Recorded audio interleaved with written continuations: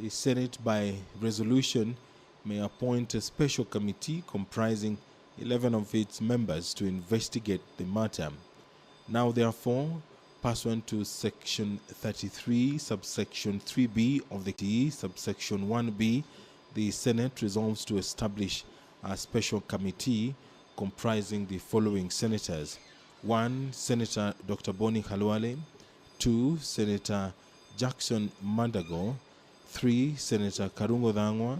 4. Senator Esther Okenyuri.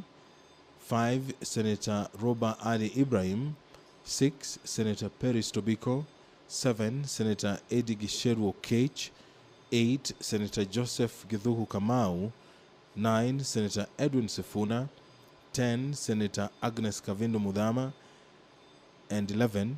Senator Jonas Maruma, to investigate the proposed removal from office of the governor of Meru County and pursuant to Standing Order 80, subsections of its appointment, on whether or not it finds the particulars of the allegations will be moved by the Senate Majority Leader, and it concerns the impeachment of Meru County Governor, I beg your pardon, Kawira Mwangaza. This afternoon, the Speaker of the Senate will deliver a message from the Meru County Assembly, as I have mentioned in the motion that will be moved this afternoon. The Senate is an arbiter of such occurrences in the county assemblies. This is not the first time that the Senate is called upon to investigate the impeachment of a county governor. And in the past, the Senate has deliberated on such issues, and a number of impeachments have been upheld and others have been quashed by this very House. So this afternoon, the senators will decide whether or not this committee, which has been nominated by the House Business Committee, will be mandated with this impeachment motion, which was passed by the Meru County Assembly. On your screen, there is some activity, and the Speaker of the Senate, Honorable Amason Jaffa Kingi, has walked in, ready to oversee the business of the Senate during this special sitting. My name is Edward Kabasa, courtesy of KBC and PBU. Enjoy your viewing. Let us pray. Almighty God, we beseech you to behold with abundant favor and blessings us, your servants, whom you have been pleased to call to leadership positions in this republic. We seek guidance to treat and consider all matters that shall come under deliberation in so just and faithful a manner as to advance the peace, prosperity, and welfare of our country and of those whose interests you have committed to our church. Amen.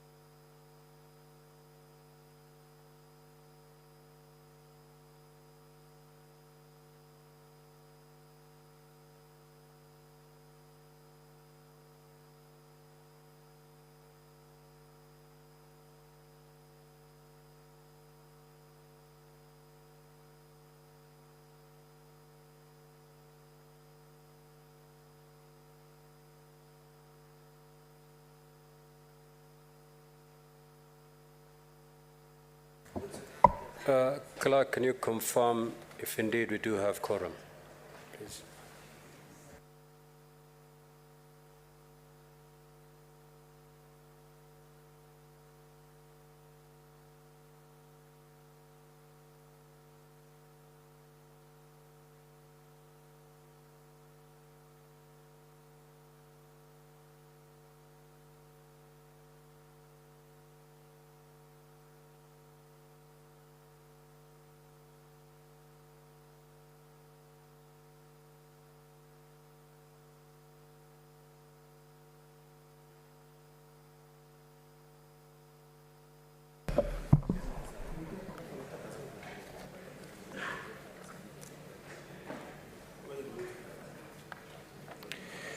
Order number 1, administration of oath.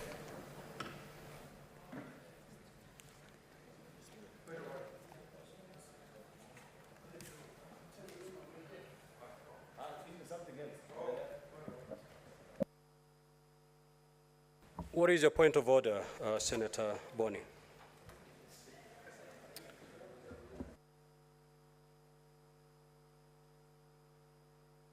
It's not working. Thank you, Mr. Speaker. Mr. Speaker, I've just noticed that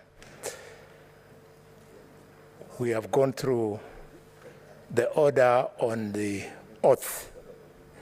And Mr. Speaker, as you know, this is a solemn matter on the order paper. And Mr. Speaker, the people of Bungoma County successfully carried out an election.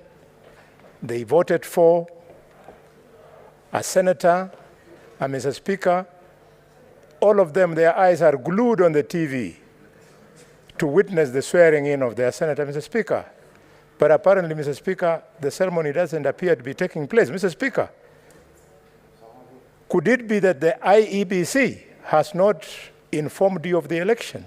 And if it has not, I can assure you that I was personally there, and the election has actually taken place. Could the Senator of Bungoma be sworn in, Mr. Speaker?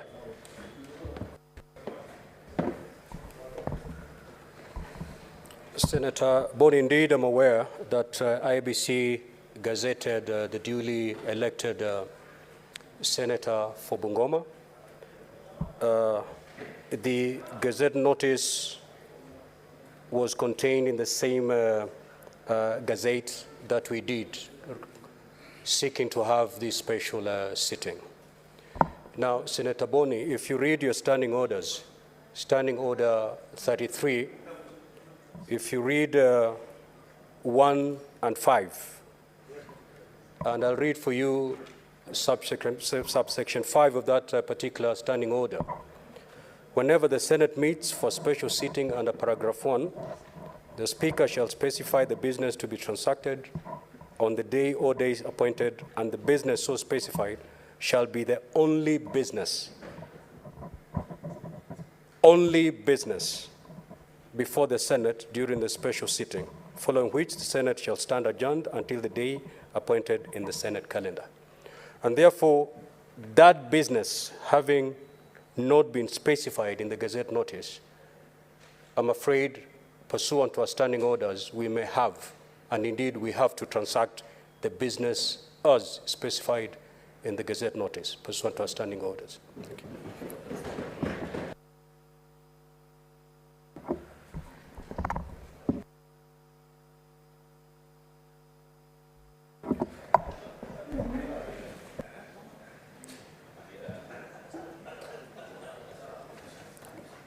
Next order.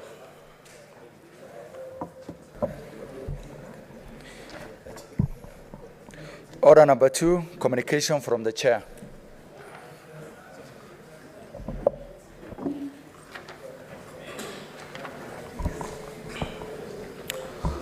Honorable Senators, I take this opportunity to welcome you to this special sitting of the Senate that is convened on the request of the Senate Majority Leader pursuant to Standing Order 33-1 and with the support of the requisite number of senators.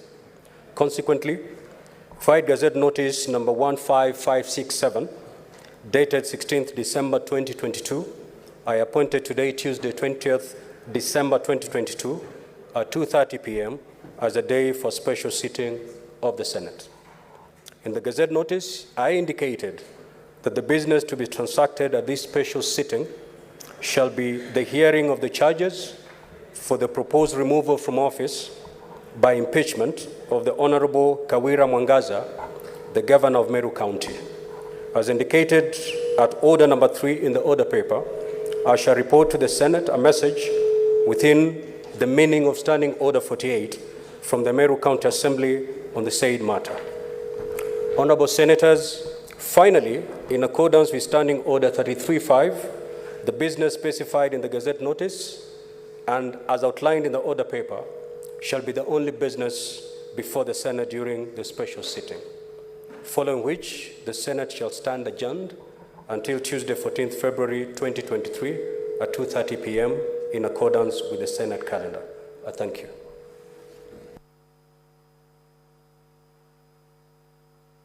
Next order.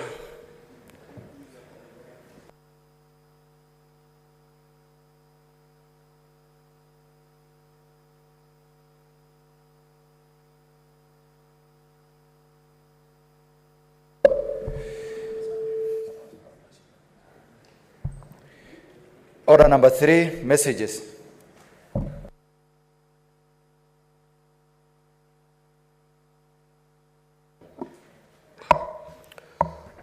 Honorable Senators, I wish to report to the Senate that I have, pursuant to Standing Order 47.1 and 3, received a message from His Excellency the President.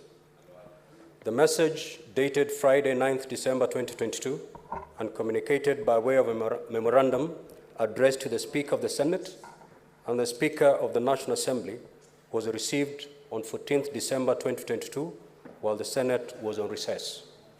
The President has, in his memorandum, asked the two houses of Parliament to exercise full authority and precisely calibrate the balance of constitutional powers, deepen good governance, enhance inclusion in the democratic space, strengthen parliamentary oversight of the executive, and promote the responsiveness of elected representatives to the citizens' aspirations.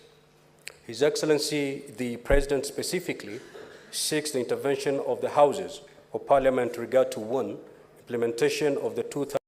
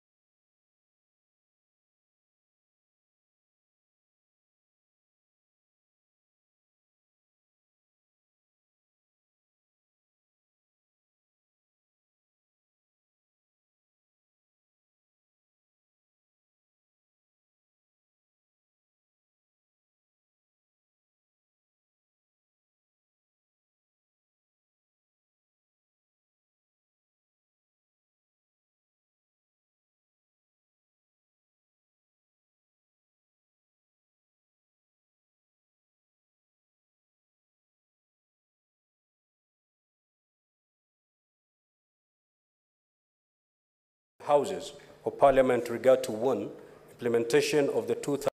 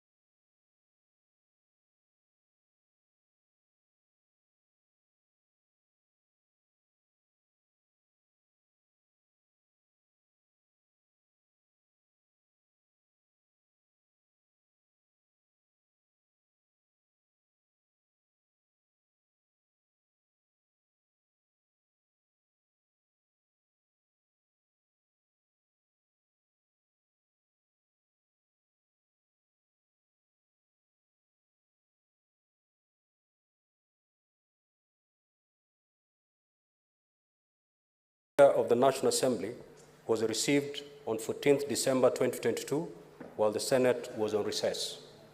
The President has, in his memorandum, asked the two houses of Parliament to exercise full authority and precisely calibrate the balance of constitutional powers, deepen good governance, enhance inclusion in the democratic space, strengthen parliamentary oversight of the executive, and promote the responsiveness of elected representatives to the citizens' aspirations.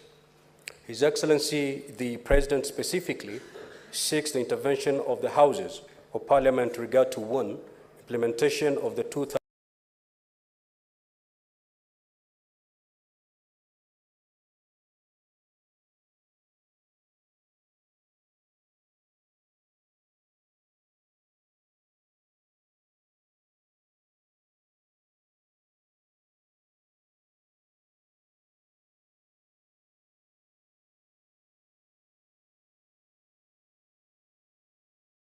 democratic space, strengthen parliamentary oversight of the executive and provisions. His Excellency, the President specifically seeks the intervention of the Houses of Parliament with regard to 1, implementation of the 2000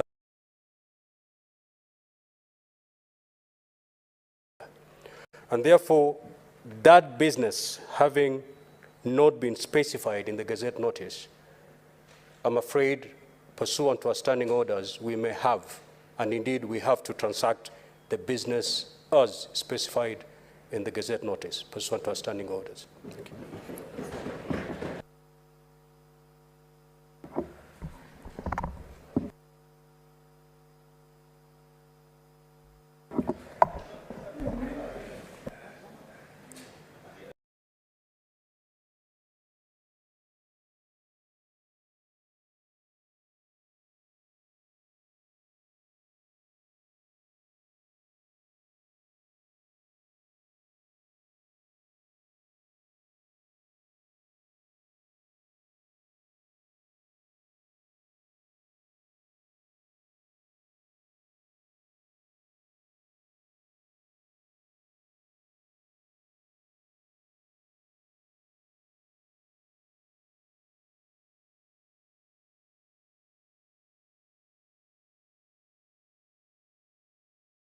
Stroke 2, dated 15th December 2022, and received in my office on the same day.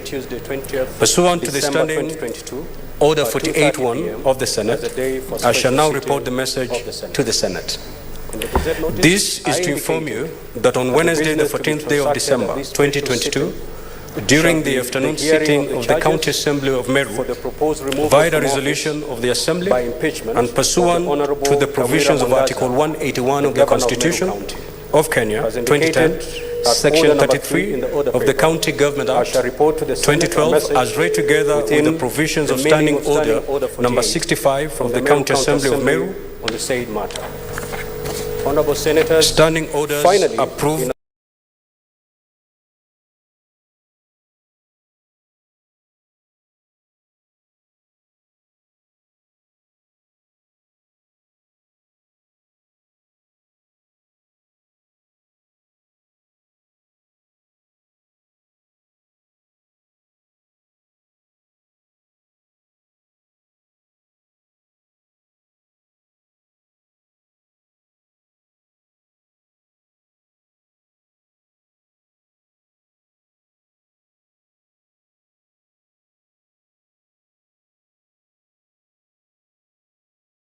For your reference and records. Honorable Senators, as stated in the letter from the Speaker of the County Assembly of Meru, the following documents were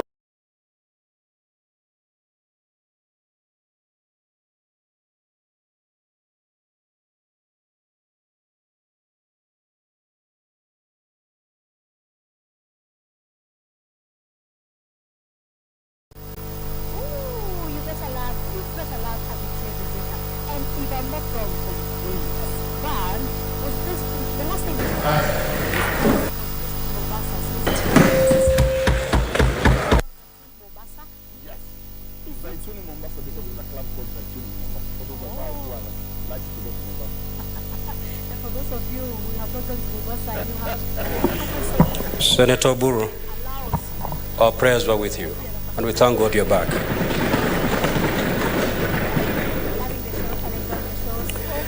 As stated in the letter from the Speaker of the County Assembly of Meru, the following documents are forwarded to the Senate, being the record of proceedings of the County Assembly and the evidence adduced in support of the impeachment motion. 1. Approved notice of motion for the proposed removal from office of the governor dated 5th December 2022. 2. Order papers for the County Assembly sittings held on Tuesday 6th December and Wednesday 14th December 2022 respectively. 3. Certified Hansard reports of the Assembly sittings held on Tuesday 6th December and Wednesday 14th December 2022. 4. Copy of certified signatures of County Assembly members in support of the impeachment motion against the Governor of Meru County dated 13th December 2022. 5. Copy of a roll call vote of Wednesday 14th December 2022 on the motion for impeachment of the Governor of Meru County. 6. Copy of a communication from the Chair issued during the County Assembly sitting held on Wednesday 14th December 2022. 7. Copy of a letter by Mtuma Gishuru and Associates Advocates, reference number CIM/MCAs/AM/MGA 2022 dated 13th December 2022, addressed to the Speaker of the County Assembly of Meru. 8.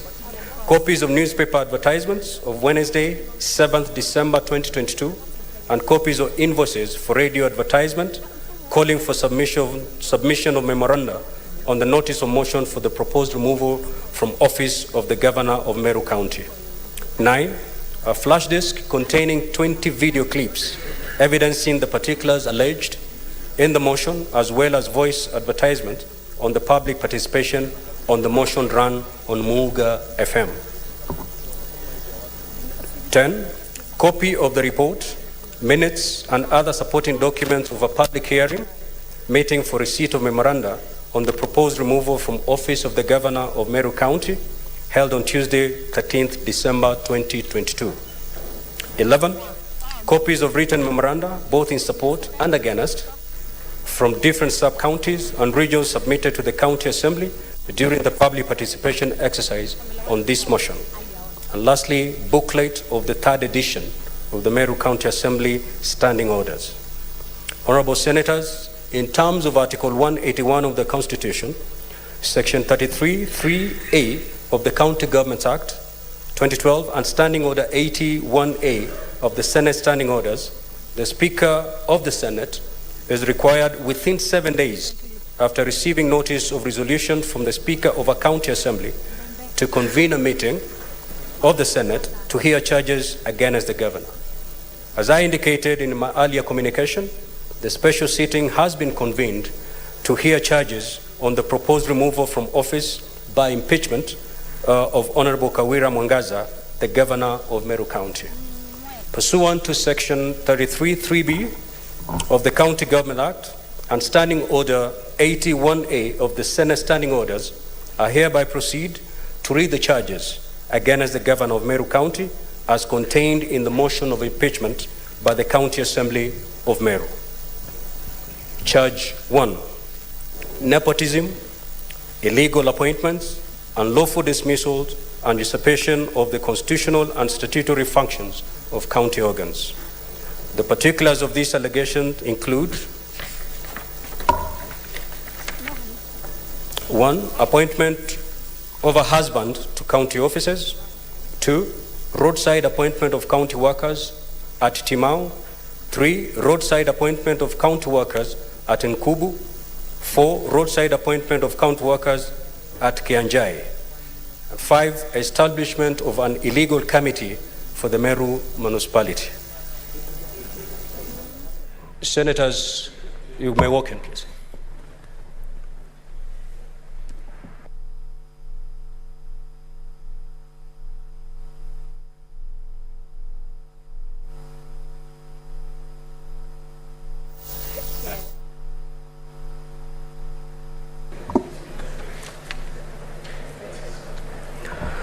Charge 2, incitement bullying, vilification, and misleading campaigns against other leaders. The particulars of this allegation include: 1, humiliation of the Meru County Assembly Minority Leader, vilification of the Meru County Assembly Minority Whip and other leaders; 3, vilification of the Senator of Meru County; 4, vilification of the Cabinet Secretary for Agriculture; 5, vilification of the member of the National Assembly for Tigania East constituency; and lastly, vilification of the Catholic Church and clergy. Charge number 3, forceful entry into the County Assembly precincts and mobilization of unlawful riots against members of the County Assembly. The particulars of this allegation are that the Governor, 1, forcibly entered the precincts of the County Assembly; 2, falsely accused members of the County Assembly and other elected leaders of cartelism, blackmail, greed, corruption, and intimidation; 3, organized a violent demonstration against the members of the County Assembly at the Assembly precincts; 4, addressed a riotous crowd at the precincts of the County Assembly. Charge number 4, violation of public finance management laws. The particulars of this allegation are that the Governor, 1, directed the Meru Teaching and Referral Hospital to spend all revenue at source; 2, issued purported waivers on fees at the Meru Teaching and Referral Hospital; 3, directed county officers to participate in advancing the interest of Bait TV, a private media station. Charge number 5, misconduct relating to the nomination of CECs. The particulars of this allegation are that the Governor, 1, vilified members of the County Assembly for refusing to approve some nominees to the County Executive Committee; 2, falsely accused members of the County Assembly of shortchanging Kirsty Misheni and other nominees for appointment to the CEC; 3, illegally instructed Kirsty Misheni to usurp the statutory functions of the Igoji Westwood Retention Enhancement Fund Committee by identifying the persons that would benefit from the county bursary funds; 4, failed to submit names of other candidates to the County Assembly for approval for appointment to the CEC; 5, reorganized her government to 6 departments and 3 CEC members after the rejection of some nominees instead of submitting names of other candidates to the County Assembly for approval; 6, swore to appoint to her government and actively work with losers of the 2022 county elections instead of duly elected MCAs to stir wrangles within the Assembly. Honorable Senators, in terms of the way forward, following the reading of the charges against the Governor, Standing Order 81B of the Senate Standing Orders, as read together with Section 33(3)B of the County Government Act, give the Senate 2 options on how to proceed with this matter. The Senate may, A, by resolution, appoint a special committee comprising 11 of its members to investigate the matter, or B, investigate the matter in plenary. As listed at order number 6 in today's order paper, the Senate Majority Leader will shortly give notice of motion for the establishment of a special committee, and the motion thereon is listed at order number 8. Should this motion be carried, the special committee will be required under Section 33(4) of the County Government Act and Standing Order 82 of the Senate to investigate the matter and to report to the Senate on whether it finds the particulars of allegations against the Governor to have been substantiated. In the event that the motion for the establishment of the special committee does not pass, the fallback position is that the Senate shall proceed to investigate and conduct the matter in plenary. In this event, I will appoint the dates on which Senate will sit in plenary to hear and determine the charges against the Governor.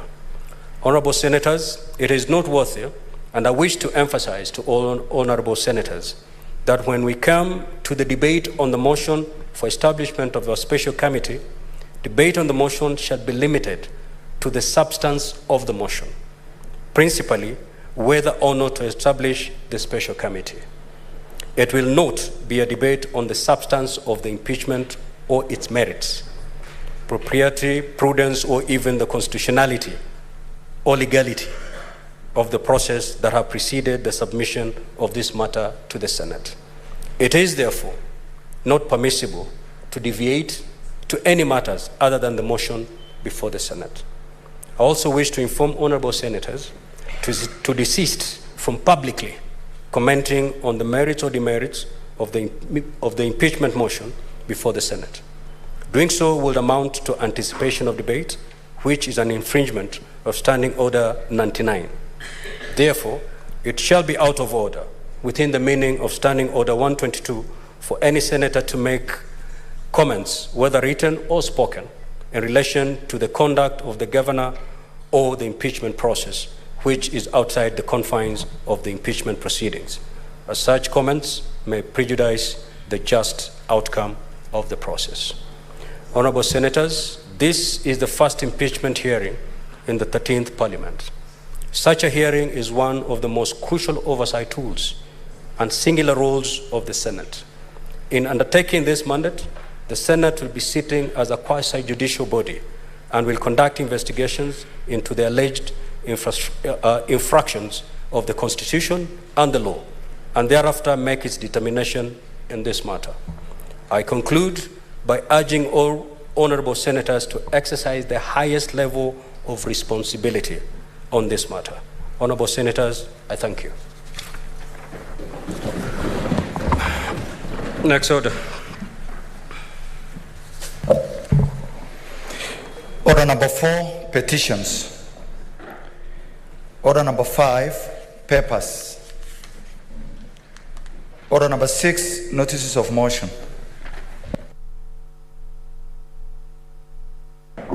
Majority Leader.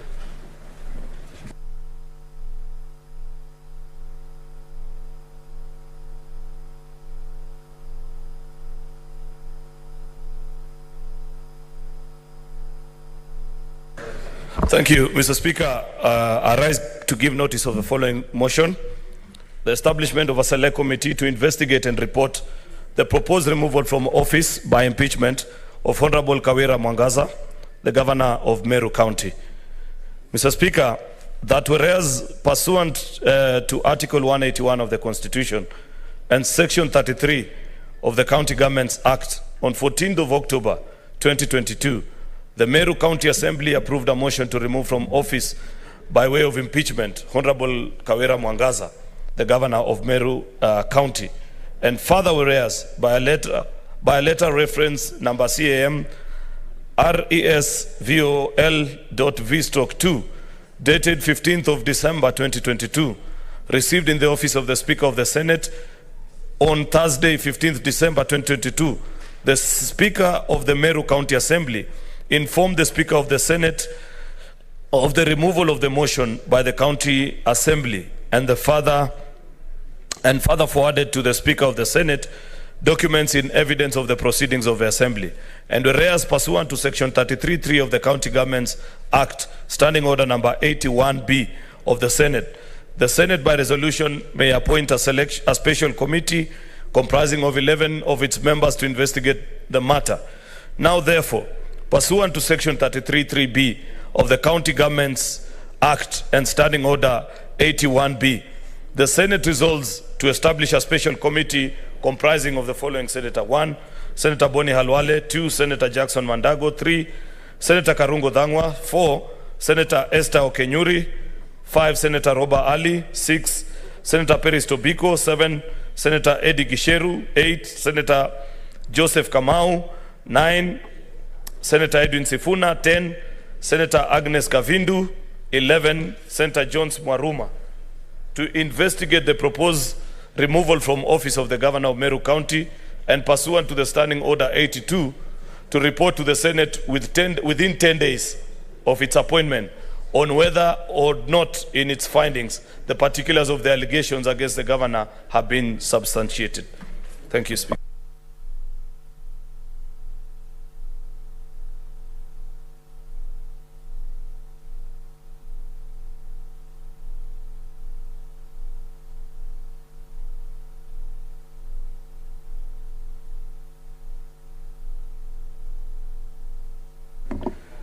Next order, Clerk.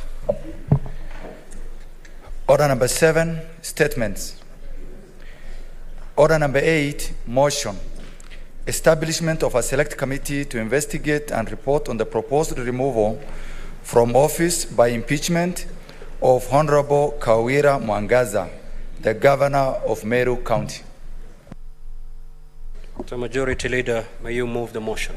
Thank you.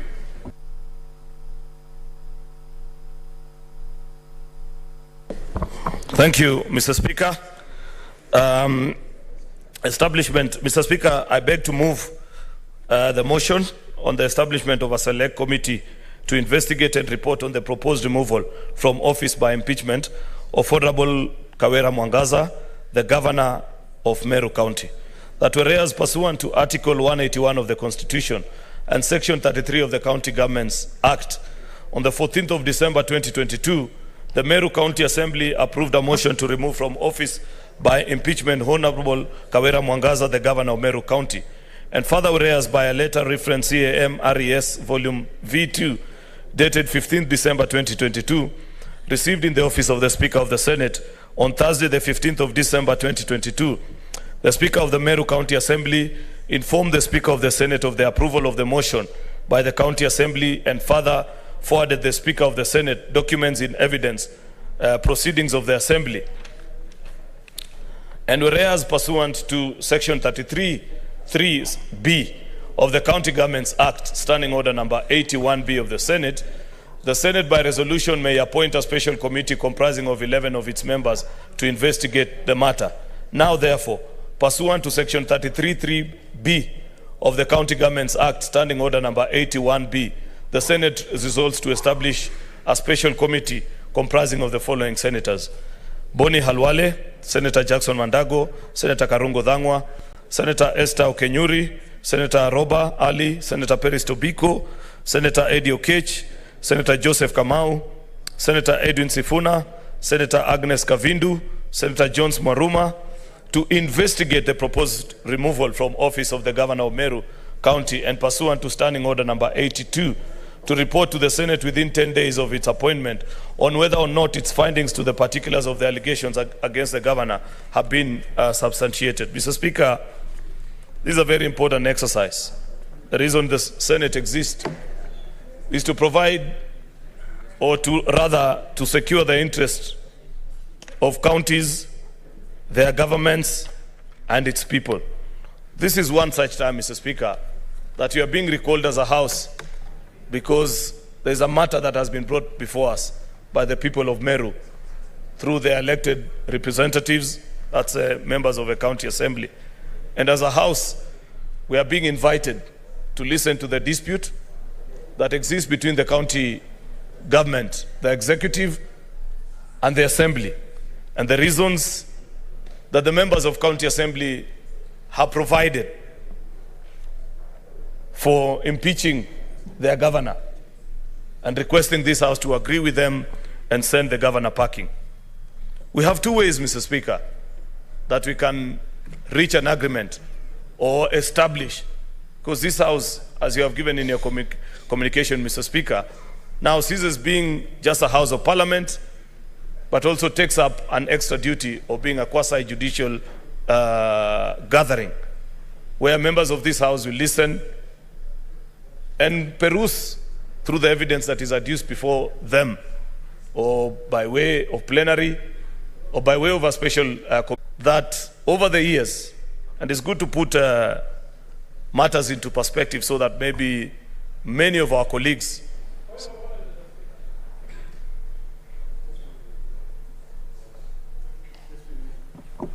What is your point of order, Senator Omtata?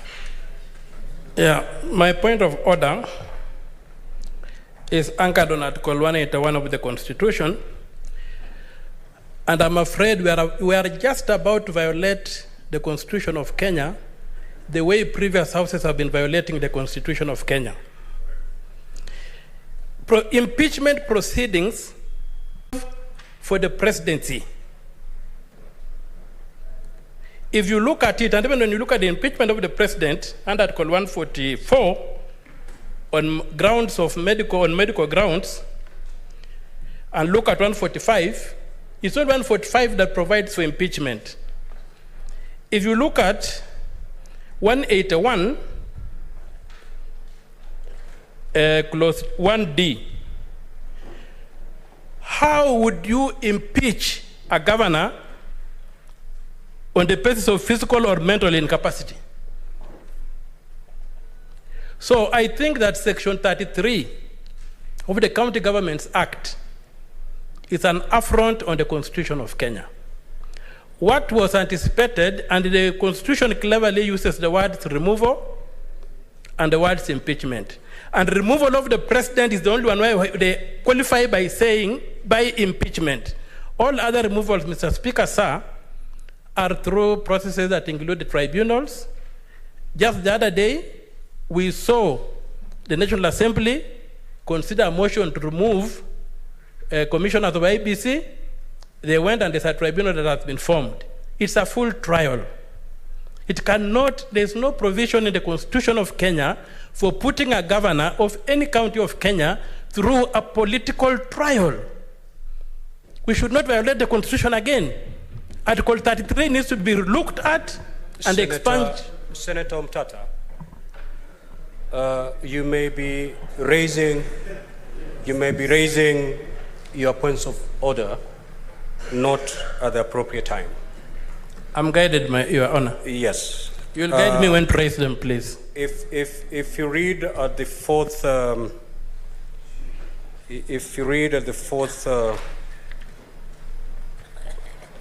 third schedule, the rules of procedure for the hearing and determination of the proposed removal from office by impeachment of a governor.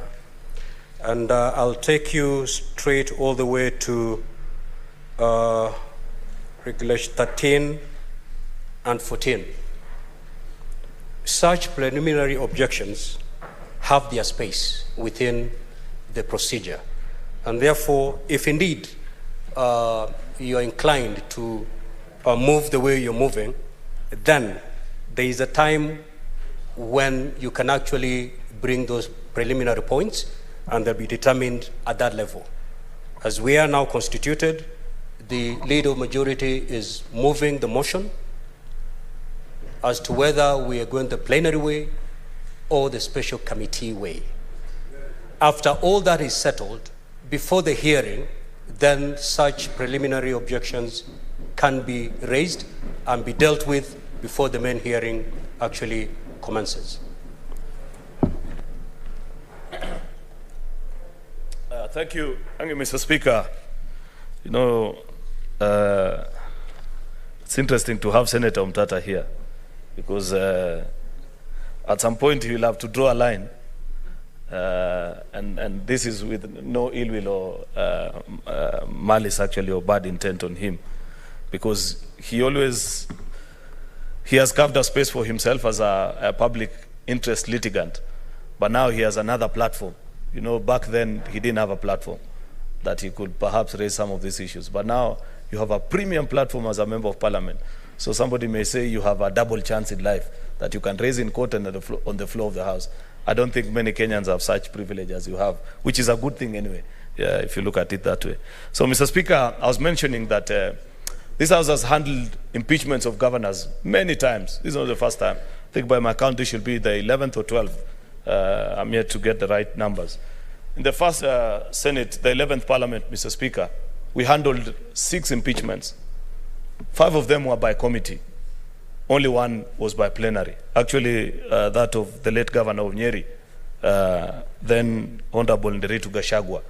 But all the other 5 impeachment motions or proceedings that were brought to this House were handled actually by way of committee. The impeachment of Governor Martin Nyaga Wambora, both 1 and 2, for which our good colleague who's here, and that's part of the reason why we are proposing him to be part and parcel of a committee. Senator Boni Halwale was actually chair of both committees, so comes with historical experience. Of course, the impeachment proceedings against my governor then, Professor Chepkwony, was handled by committee. Same in the impeachment motion against Deputy Governor for Machakos, Bernard Kiala, handled by committee, and Governor Mwangi Waendria of Muranga, they were all handled. So 5 out of 6 were handled. In the 12th Parliament, which is last Parliament, Mr. Speaker, 5 matters were considered by the Senate. 2 of the matters, that of Honorable Granton Saboja and Ann Mumbi Waiguru, were handled actually by committee. The other 3, that of Mohammed Abdi, Ferdinand Ndung'u Waititu, and the very famous one of Mike Gideon Mbuvi Sonko of Nairobi, were handled by plenary. Therefore, what's my point, Mr. Speaker? That either way, this House can proceed to guide, to consider an impeachment motion that has been brought before us. But you want to look at the circumstances, the timing, which one precedes the other. I do not hold in my mind that there is one method that is superior to the other. You'll find people that are saying, why can't we go the plenary way? Others that are saying, why can't we go the committee way? Out of personal experience, and I think I have lots of it, therefore I'm qualified to give a qualified opinion on this, Mr. Speaker, is that both ways are extremely effective. And whichever way that we have pursued it in the past, the Senate has returned the decision either way. There have been moments where we went to the committee and the motion was dropped, or even went to the committee and the charges were upheld, and vice versa when you go to the committee way. I want to propose to the members this afternoon listening to me that we go the committee route, Mr. Speaker, that we grant a committee 11 colleagues of ours who have been given an opportunity to go and listen and read and peruse the documents that have been produced before the Senate and come and convince this House of whatever finding they will get, either to impeach or to drop the charges. As a House, we shall be gathered again and be granted equally the opportunity to read a further refined report from the 11 colleagues of ours, men and women that I consider to be fully competent. You know, Mr. Speaker, I love the fact that in this House, and if you read the language of a constitution, is that it looks at us as 67 senators. I do not for any reason entertain the thought that there are senators who are better than others. We have different giftings, abilities. Some have been here longer, some have been here. And if you look at the proposal that has come to the committee, or the proposed committee that has been laid before us, has a mix of both. New members, ranking members, whichever. Men, women, elected, specially elected by way of nomination, has all the shades and colors. But of course, as is the nature of human beings, many people will say, why not me? And I want to discourage our colleagues from having such a view to life. Because if we begin transacting the business of Parliament and saying that any time a motion perhaps comes before the House, if so-and-so is not included, if myself am not included, then maybe for that particular reason, I may not necessarily support, then we wouldn't be sending a very good precedence about it. So I want to convince the House, and I want to propose to you, colleague senators, that given that this has come during a Christmas break, many of you perhaps were home with your families, with your constituents, with your loved ones, that we give the due attention that can be gotten, especially at this particular time, only by way of a committee, to have the time to listen to herself as well. And then, once the committee has concluded on the work, I'm sure we shall have, and we have by mandate of law, actually by provisions of the County Government Act, we have to be gathered here in the next 10 days and come and listen to the presentation of our colleagues on what they were able to establish in this particular case, Mr. Speaker. I want to also urge members, generally the Special Committee, and even members of the Senate, not to be intimidated, because impeachment is not a very easy procedure. People have their opinions. Others want to cast us into a particular painting and lighting. You know, I've seen so much go around. I believe, Mr. Speaker, and I say this with authority, that every time the Senate has gathered itself to consider an impeachment motion, we are guided by the evidence that is provided before us. So there is no need to run a campaign around all the issues that are being brought before us, Mr. Speaker. Oh, this is a particular agenda issue. Many are being biased and things like that. You know, I've seen all these things and I felt, Mr. Speaker, I'm not speaking about the substance of a motion, but I'm speaking about the placing of Senate and why it is important to respect us as an institution, such that when matters are brought before us, you allow us the latitude, because these are men and women of integrity. They have the wherewithal to know what is right and what is wrong for a country. There's no need to run campaigns around us. Especially, for example, I've seen men being taunted and being reminded. You know, I'm a big champion of women in leadership. And I like when the campaign is run right, but also don't run it in a way that you're castigating men for the wrong reasons.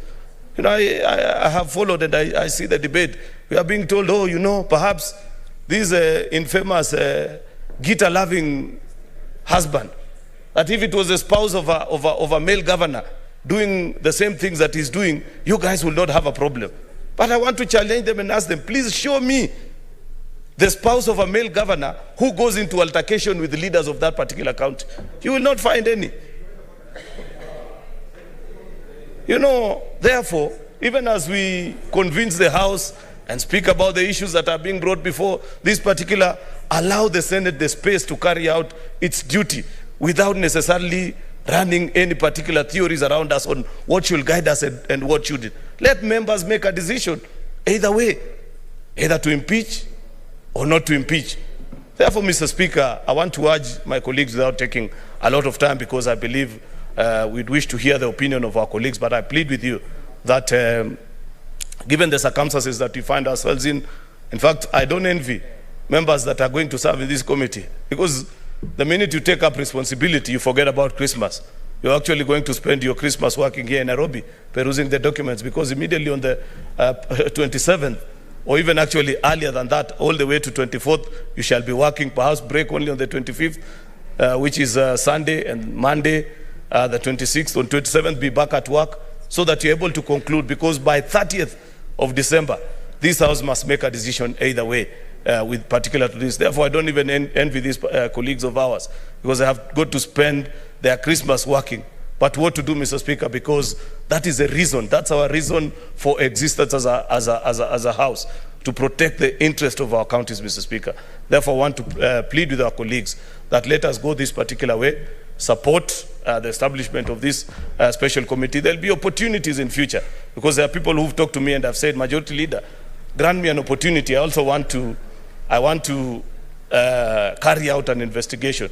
Believe you me, given the way many of these governors are behaving, and I have observed governors for a while, therefore I know we will have very many of them before this House. Perhaps even before February, we reconvene. There will be other customers to come and deal with impeachment issues in this House. You'll get the chance to serve in committees. You'll get the chance to serve in special sitting until you will be tired. So while I understand that this is the first one, and many people are saying, oh, I wish I was a member, or let's go the plenary way, we will have opportunity either way. The statistics that I've given you have shown that the House actually distributes these things almost on equal measure between special committee and plenary. So we will have a taste of both. I want to request you, I undertake this as your majority leader, that if today we go the special committee way, and I plead with you that we go that way, then the next one, we will handle it by way of plenary, like that, until we have a taste of all these things. It's our duty, and we will be convinced. Therefore, Mr. Speaker, without many remarks, I beg to move and request Leader of Minority Senators, retired Justice Stewart Mazayo, to second this motion. Thank you, Mr. Speaker.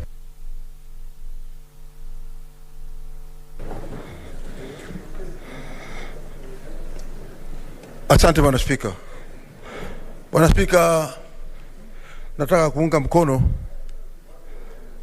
ndugu yangu alivyosema Aaron Cheriot, akiwa kama kiongozi wa walio wengi, ya kwamba kuna njia panda, ya kwamba tuende kulinganishana na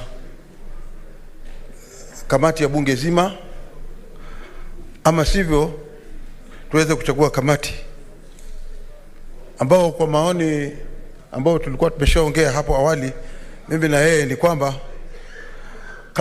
njia ya kamati ndio itakuwa njia ambayo itakuwa ya mwafaka sana, kwa sababu itaweza kupatia nafasi wale maseneta ambao tutakuwa tumechagua ni njia gani ama ni mwelekeo gani, na kuangalia zile karatasi zote ama stakabadhi zote ambazo zitakuwa zimeletwa kwa kusikiliza hii kesi. Bwana Spika, si njia rahisi ya kwamba mtu kama sasa ameletwa ndani ya bunge la Senate na haki yake ionekane kupotoshwa. Tunataka ya kwamba wale maseneta ambao tutakuwa tumechagua waketi katika kamati waweze kufanya kazi muafaka, kazi ambao wataangalia zile stakabadhi zote na wazikague, waone ni wapi ambapo watapitia na kutuambia hii ndio njia ya kisawasawa. Bwana Spika, vile vile tunaona ya kwamba tukifanya yote iwe upande wote wa kamati ya bunge la Senate, itakuwa ni muda kidogo sana ambapo tunaweza kuchukua nafasi hiyo kwa sisi kukubaliana ama ripoti kuwa ile ambayo itaweza kuchambua yale mashtaka na yule atakavyokuwa amejitetea, ili kuweza kuja na mwelekeo fulani ambao utaweza kuangalia ni njia gani ambayo tutaweza kupitia. Bwana Spika, kwa hiyo kwa maoni yangu mimi naona ya kwamba njia ile ya kamati ndio njia ambayo itaweza kufafanua na itaweza kuona ya kwamba huyu gavana ni kweli alifanya yale yanayodaiwa ama hakufanya yale kuwa anadaiwa. Cha pili, tukiwa kama senators hapa, tuko na imani na ile kamati ambayo tutaichagua. Tunajua ya kwamba senators wote walioko hapa ndani wanao uwezo wa kuketi katika hii kamati, lakini kuna sababu zake muhimu ndani ya sheria. Ni kwa sababu gani tunasema ya kwamba watu wakiwa kama 11 sio kama watu ambao wako 60 na.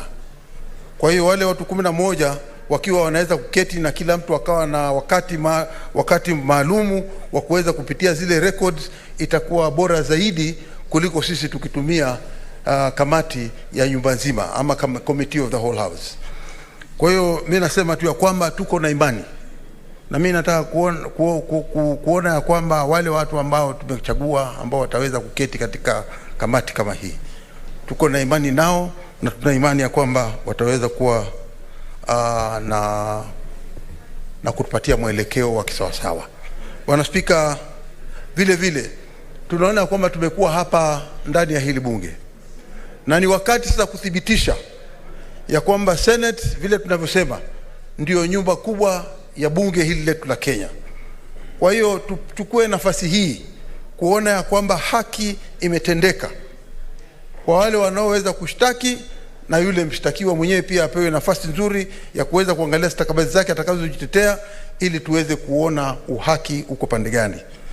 Kwa maoni yangu mimi naona vile vile ningeweza kusisitiza senators wenzangu tuende njia ya kamati, kwa sababu hiyo ndio njia ambayo itaweza kutupatia uamuzi wa kikamili. Asante Bwana Spika.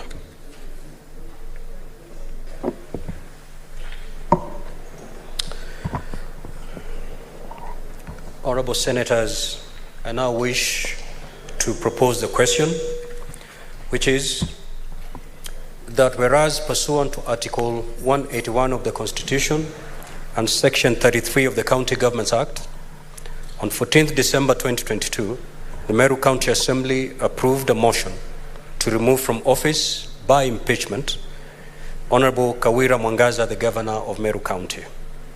And further, whereas by a letter reference number CAM/Res/Volume V/2, dated 15th December 2022, received in the office of the Speaker of the Senate on Thursday, 15th December 2022, the Speaker of the Meru County Assembly informed the Speaker of the Senate of the approval of the motion by the County Assembly, and further forwarded to the Speaker of the Senate documents in evidence of the proceedings of the Assembly. And whereas pursuant to Section 33(3)(b) of the County Governments Act and Standing Order 8, the Senate by resolution may appoint a special committee comprising 11 of its members to investigate the matter. Now therefore, pursuant to Section 33(3)(b) of the County Governments Act and Standing Order 81(b), the Senate resolved to establish a special committee comprising of the following senators: 1, Senator Dr. Boni Kalwale; 2, Senator Jackson Mandago; 3, Senator Karungo Thagwa; 4, Senator Esther Okenyuri; 5, Senator Roba Ali Ibrahim; 6, Senator Peris Tobiko. 7, Senator Eddie Gisheru Okech. 8, Senator Joseph Kithuku Kamau. 9, Senator Edwin Sifuna. 10, Senator Agnes Kavindu Muthama. And lastly, Senator Jones Mwaruma, to investigate the proposed removal from office of the governor of Meru County, and pursuant to Standing Order 82, to report to the Senate within 10 days of its appointment on whether or not it finds the particulars of the allegations against the governor to have been substantiated.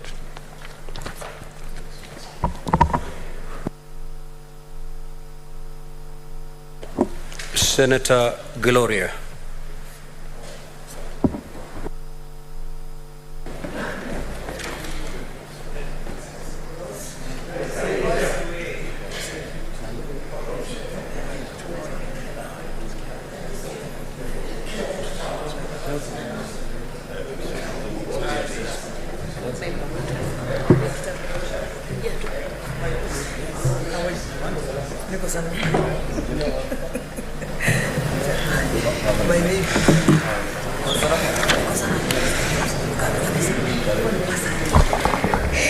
Thank you, Mr. Speaker. I rise to oppose this motion simply because the matter that is at hand has got many dynamics. And having a look at the committee that has been put together, I don't think that the dynamics will be met with that committee. First of all, the impeachment motion of this particular governor touches on a lot of gender issues. And when you look at the committee, a committee of 11 people who are going to actually impeach or not impeach a woman governor, we only have 3 women. So even if we are pushing for the 2/3 gender rule, because of the fact that the issues that are being raised on this particular debate are gender sensitive, I think it was a bit unfair that that committee did not actually put into perspective that perhaps they should have had more women into that committee. Another reason that I do not support the motion is that the matters that have been raised in the public domain, this particular governor has actually already been persecuted by the public. The issues have been discussed in public. Everything has been put out in public, and in order for us as a Senate that actually understands the sensitivity of the matter, we then must actually provide a platform where we must publicly execute and debate matters and be able, as a Senate, to say that we have given a fair hearing and a fair platform. Another thing is that the divergent views that are actually brought to the House by the plenary way of impeachment will not be exercised under the committee. And I feel as though perhaps the reason I am not supporting this motion is that even when you read the order paper, it says that the Senate has resolved.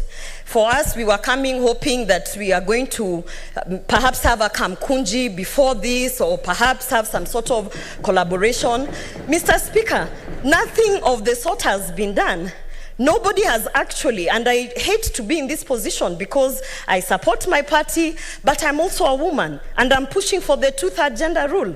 And I'm pushing that out of the very few, a handful of the governors that have gotten elected, I know if there is a case for impeachment, it should have fair hearing. When you look at the committee, Mr. Speaker, you have 2 former governors sitting in the committee. This is an issue about impeaching a governor. And then you have 2 former governors sitting in that committee. I have to raise my eyebrow and ask myself, is it going to be fair hearing? Because there's already a conflict of interest there to have 2 former governors sitting and saying they are going to give fair hearing. And finally, Mr. Speaker, what is your point of order, Majority Leader? No, Mr. Speaker, resume your seat. Senator Gloria, kindly take your seat. You know, Mr. Speaker, we have very clear rules of debate. When you're debating, you cannot impute improper motive on your colleagues without a substantive motion. I want Senator Gloria, because she's now imputing improper on first me as majority leader, secondly as SBC, that by including colleagues, you know, there are former fishermen here, there are former touts, there are former herders, there are former governors. Please let her show me which standing order says a former governor should not serve in any particular committee of this particular house. But that is a less substantial matter. What I want her to tell me, I'm on a point of order, my neighbor. Allow me to make my point. Listen, Mr. Speaker, the thing I want Gloria to explain to me is how Senator Gloria, sorry, my apologies. The thing I want Senator Gloria to explain, Mr. Speaker, because otherwise she will be imputing improper motive on me, is how, by having these two senators, because she has picked on two particular senators in this particular committee, points that there is a general direction in which how this committee is supposed to conduct its work. Mr. Speaker, until that is properly explained to me, then it will have been left on the Hansard of this house that at one particular time when I moved a motion already with a predetermined position. I do not take that kindly, Mr. Speaker. Senator Gloria. Indeed, to that extent, you are out of order, and you may proceed to abandon that line of argument or contribution. Mr. Speaker, I retract my comment that two governors will be, former governors will be sitting in the proposed committee. I retract the comment, although the two former governors will be sitting. Mr. Speaker, I also want to say that... What is your point of order, Senator Wambua? Senator Gloria, please take a seat. Thank you, Mr. Speaker. Mr. Speaker, I really hate to disrupt the flow of our thoughts. But Mr. Speaker, she has raised an issue, and because this is a House of Record, and every senator is responsible for the accuracy of the statements that they make on the floor. For clarity, Mr. Speaker, both the plenary way and the committee way are public engagements. A wrong impression should not be created here, Mr. Speaker, that if you go the plenary way, it's going to be a sitting in camera. It is a public engagement as much as a plenary way would be a public engagement. Mr. Speaker, for accuracy and for purposes of record, that is important to note. Proceed, Senator Gloria. I hope you've been fully informed.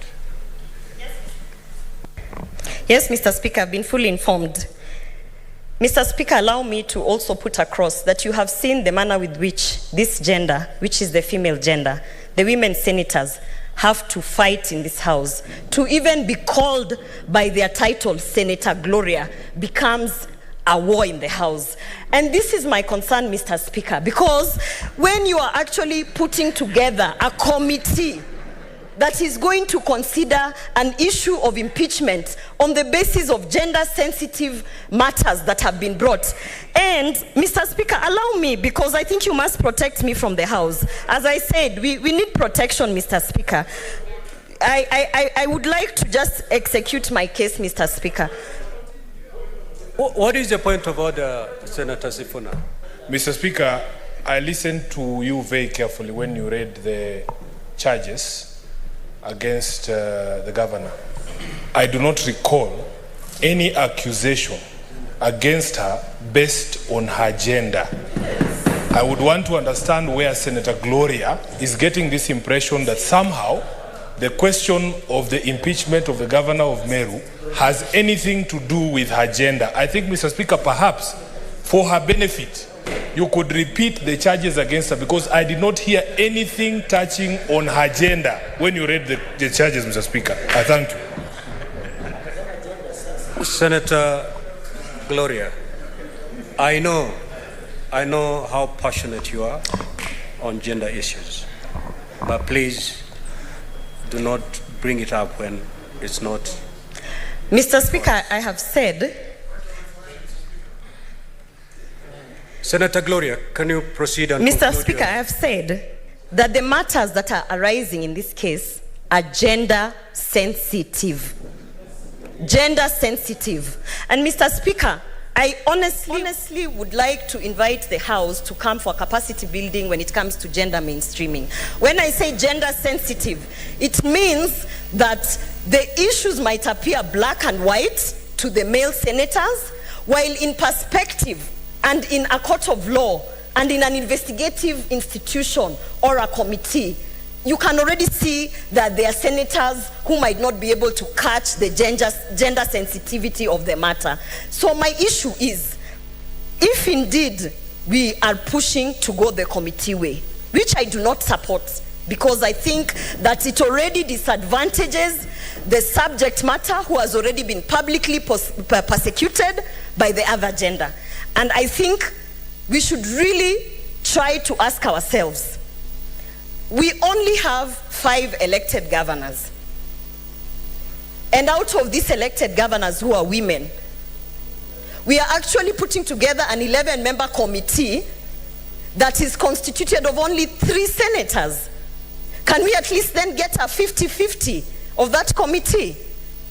And if not, can we at least find a way to ensure that the gender-sensitive matters that keep reappearing on this impeachment, because, Mr. Speaker, I know I'm guided, I'm not supposed to talk on the issues, but there are gender-sensitive matters, including the issue of the office of the first husband. That is a gender-sensitive matter. And we have to have a committee which we, as other senators, actually believe and trust that they will execute these matters with that awareness of the gender sensitivity, because we know that it is a fact that it is the first time we're even experiencing the office of a first husband in this public nature, and most of the issues that are being brought up are actually attached to the gender matter.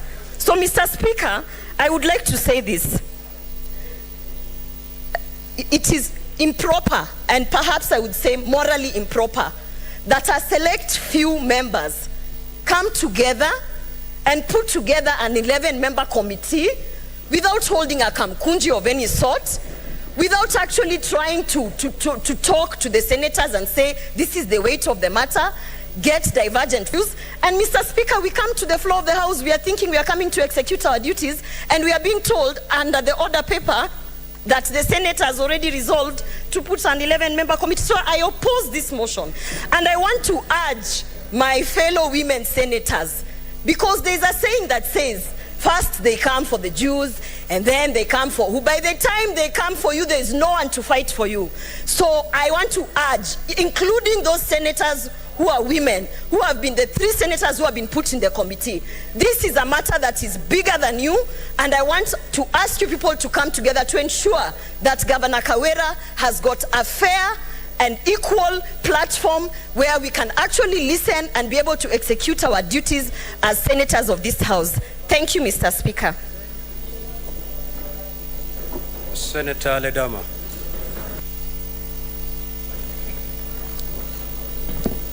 Mr. Speaker, thank you. Mr. Speaker, I rise to support this motion on the following reasons. One, I empathize with my colleague who just left, Senator Gloria. And Senator Gloria, let me go on record as a person who respects women, because all my life I've worked so hard to respect women. The issue today is something which is very emotive, and I know where you're coming from. But what the Speaker has proposed is for us to consider whether we go the committee way or we go the plenary way. Mr. Speaker, listening to your communication. Okay, please just take your seat, please. Please take your seat. Please take your seat. Senator Ledama, proceed. Thank you, Mr. Speaker. Mr. Speaker, let me reiterate again, and I hope that it can be protected from... Mr. Speaker... What is your point of order, Senator? What is your point of order? Mr. Speaker, point of order is a right, it's not a privilege. Standing order number 91. Stop shouting. You are not in Maasai market. Stop looking down at the people. Kindly... No. Don't stop shouting at me. You are not in a market. Point of order, Mr. Speaker. Standing order number 91. You are out of order, Senator Chirenge. You have the floor. Address the chair. Mr. Speaker, point of order on 101, contents of the speech and standing order number 1. The Senator of Narok, my good friend, who happens to be the Deputy Minority Leader, should stop engaging a member directly. He should stop, Mr. Speaker. Instead of talking to Gloria direct, he should address Gloria through the chair. And that is what I'm just saying. So, Mr. Speaker, this is not a protest, my brother. Isi maandamano. Mr. Speaker, what I'm saying is that he should engage Senator Gloria through the seat, Mr. Speaker, through your chairmanship. Not assenting, Mr. Speaker. And we need protection. If there are people who want to do maandamano, they can go to Kamukunji. This is a house of rules and regulations. He should just address Senator Gloria through the chair, Mr. Speaker. And therefore he's out of order. Very well, Senator Chirenge. Senator Ledama, kindly proceed. Mr. Speaker, I know people are excited to go on holiday, but being cantankerous should not be one of the excitements. Mr. Speaker, earlier on I indicated clearly that I support this motion because this will not be my first impeachment proceeding, or rather removal proceeding, that I participate in. I've sat here and I know the reasons why I was among the people who proposed that we go the committee way. Mr. Speaker, I sat on this very chair when we were removing Governor Mike Sonko. And my colleague who was sitting on the right, the majority leader, said to me, this is a political process. This is not a legal matter. On that day, I was naive. I sat there, I took my pen and paper, and I was following the arguments which were being made by the legal counsels for both parties. But ultimately, when it came to the point of us voting, I was not given an opportunity. Our standing orders do not give us an opportunity to now contribute and say, this is the reason why I will vote to impeach Mike Sonko, or these are the reason why I will not vote to impeach Mike Sonko. Mr. Speaker, it was simple. Come and vote. Article 123 of the Constitution. And this is to inform my dear sister, the nominated senator, what's her name? Senator Gloria, that ultimately, when it comes down to voting, only head of delegations are the ones who will vote. Elected senators. That is by the Constitution, that is not by Ledama or Lekena. So it doesn't matter whether the matter is so emotive. In fact, what will even give the governor an opportunity for a fair hearing is when a committee sits, looks at the issues, the evidence, go through. Mr. Speaker, when I sat here, even if I had my pen and paper and I can read very fast, I never got an opportunity to examine the evidence which was being presented for the removal. Honorable senators, can you consult in law? So, Mr. Speaker, like I said, I know this is an emotive issue, but for the first time, let us be seen as having given justice an opportunity. I particularly say that I would never participate, although it is my duty, I would never participate in a plenary session to remove a governor. Because what we do, we sit here, you know, the two parties argue their matters, they bring matters of law. We are not a court of law, we are quasi-judicial process. In fact, it is purely political. It has got nothing to do with law. We know very well when I listen to the charges you brought that have been read out, Mr. Speaker, You know, I will read Article 207 of the Constitution. I will read Section 109 of the PFM Act.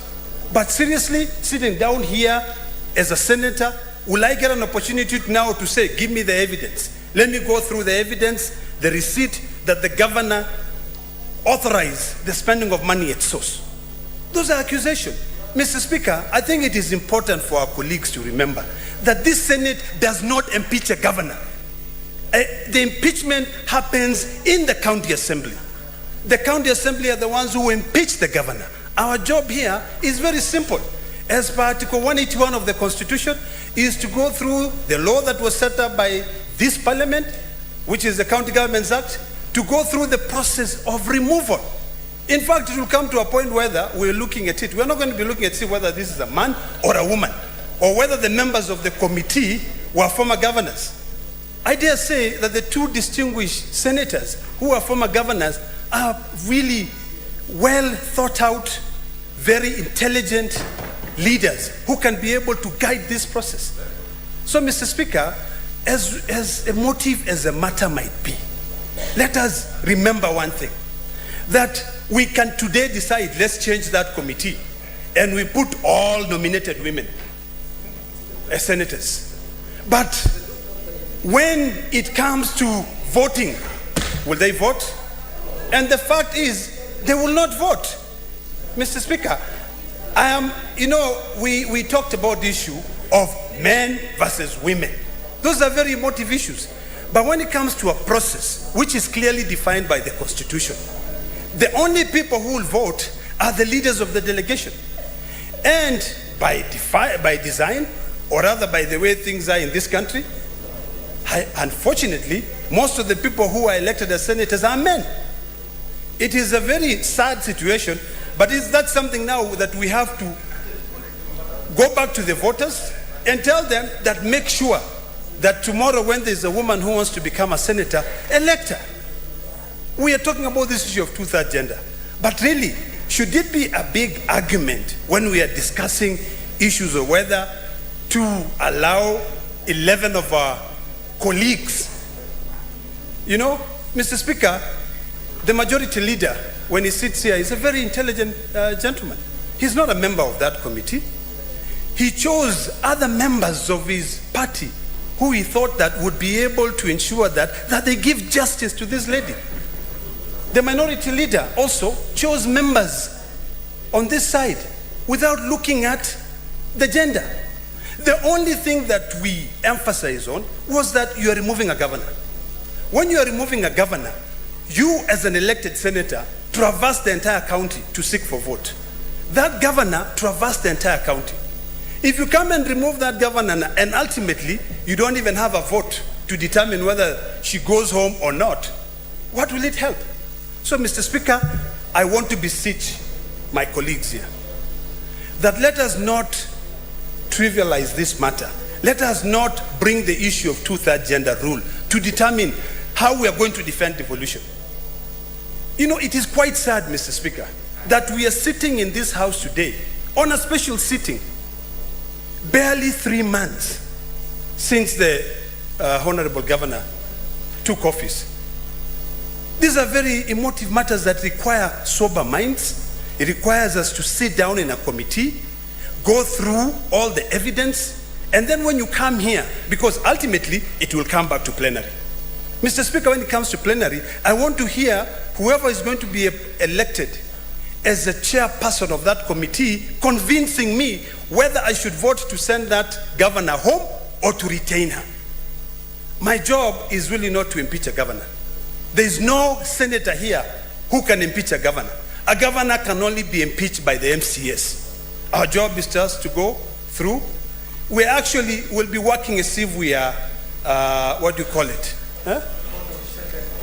You know, there's a word, they use it a lot in America. As a jury. So our job is like as a jury. So we'll be sitting there and saying, did they follow the law? One. Okay, if they presented evidence that the governor spent the money at source, is it true? And then we leave the matters of the court to be dealt by the court. So in conclusion, Mr. Speaker, I would like to beseech this House to support the committee way. Let us give the men and women who are put in that committee an opportunity to be able to go through the evidence, investigate the matter. Let's listen to the content of the motion is to investigate and determine whether or not the assembly followed the law. Mr. Speaker, finally, as I sit down, there are issues of preliminary orders that will come. You know, POs or preliminary objections. This House sitting in plenary will not give that governor an opportunity for the lawyers to argue as to why we should not proceed with this matter. But when we sit in a committee and you are brought in a PO from a high court of Kenya, you will get an opportunity to go through it. We have a very able secretariat who will be able to tell us, okay, we have matters either sub judice, this matter will become sub judice, or we are barred by the court. So let's stop this political process. And by then, the matter ends there. Mr. Speaker, we had a case of Taita Taveta. When it was brought before this House, we chose the committee way. When we chose the committee way, when they went, the first order of business was to seek whether there is a court order. When they saw that there was a court order, that matter rested there. So there's no one who will be prejudiced by us going through the committee. So, Mr. Speaker, I plead with my colleagues. Let us go through the committee way. We give these distinguished senators an opportunity to be able to investigate and save devolution. Mr. Speaker, I thank you. Senator Mungatano. I want to thank you, Mr. Speaker, for giving me this opportunity to also share my thoughts. Mr. Speaker, President Woodrow Wilson, the 28th President of the United States, was quoted as saying, when Congress is in plenary, Congress is in exhibition. When Congress is in committee, Congress is at work. Mr. Speaker, let us put aside politics. Let us look at what is before us. What is before us is for us to determine, Mr. Speaker, whether we shall uphold the will of the people of Meru as opposed to the will of 68 members of County Assembly of Meru. Mr. Speaker, I want to ask my colleagues, none of us here is an expert on everything. No senator, Mr. Speaker, is an expert on everything. That is why, Mr. Speaker, we recede to committees so that we can have the benefit of expertise of people who know this stuff. Mr. Speaker, there are audit queries amongst the charges that you have read. Some are lawyers here, some are social scientists, some are engineers, some are traders. You cannot claim to be able to be so knowledgeable that here you are a lawyer, here you are an audit person, and you prosecute the matter in the manner and the depth at which it is required, Mr. Speaker. So I want to urge my fellow colleagues that if we have trust in the capacities of our fellow senators, let us give them that opportunity. And I wanted to ask my sister, Gloria, Senator Gloria, Honorable Senator Gloria, Distinguished Honorable Senator Gloria, Her Highness, did you say? Mr. Speaker, I wanted to request her to think about this, The issue of whether the governors who are being selected to sit in that committee, former governors, balances. You can have one way of looking at it, you can have the other way of looking at it. The other way, Mr. Speaker, is that these governors have lived through these experiences, live experience, Mr. Speaker. And Mr. Speaker, they will be of great use. They will be able to help the committee. What is your point of order, Senator Gloria? I thought you've been decorated. Mr. Speaker, I was at the floor of the House executing my point, and I was reprimanded for mentioning that 2 former governors will be sitting in that committee. Mr. Speaker, the same has been done by a male senator, and it is okay with the House. These are the things that I'm talking about. You should retract your statement referencing any former governor sitting in any committee with regards to the impeachment. That is what we are talking about, gender sensitivity. Senator Gloria, I think Senator Mwangaza was trying to look at the wealth of experience each of these proposed names bring to the committee. Senator Mwangaza, proceed. Mr. Speaker, I don't wish to be distracted in my train of thinking, but I want to urge my fellow friends and colleagues in this House, please, let us not be emotional about this thing. Let us put the correct people. And Mr. Speaker, when I'm looking at this list and commenting on the competences of the membership that has been proposed, I'm not out of order. When I say there are legal issues, and maybe we have lawyers there. When I say there are governance issues, and there are people who have been governors before, Mr. Speaker, I'm not out of order to say that the list that has been proposed, Mr. Speaker, is a competent list. And Mr. Speaker, I wanted also to point out this issue, that whenever we are forming committees, we try to bring regional balance. I have looked at this list, the proposed list, Mr. Speaker. I see that the category of regional balance has been met. The category of new and old members of this Senate has been met. Mr. Speaker, the category of those people who have been in that situation that the subject matter of this motion and those who have not been is met. Mr. Speaker, I don't see why we should spend time on this matter. I am urging this House, Mr. Speaker. Mr. Speaker, I'm urging this House. Gerard Gay, Bwana, sit down, Bwana. You have not been given the floor. What's the problem with this guy? No, sit down, Bwana. Senator sit down, you're out of order. No. No, you cannot harass the speaker like that, Bwana. You sit down, Bwana. Senator Mwangaza, please just have your seat. No. Please. No. You can't harass the speaker. Senator Mwangaza, yes. Kindly have your seat. Thank you. Senator Cherangei, kindly go through your standing orders. You cannot come to the chair through combative ways. You cannot. You can only raise a point of order if the chair allows. And kindly, Senator Cherangei, kindly proceed, Senator Mwangaza. Yes, Mr. Speaker, I was saying that the category of balancing the membership in terms of regional balance, Mr. Speaker, has been reached.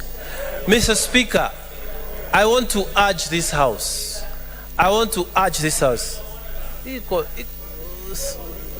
Mr. Speaker, I want to urge this House. Senator Mwangaza, have a seat. Senator Cherangei, I want to refer you to Standing Order 121. 2.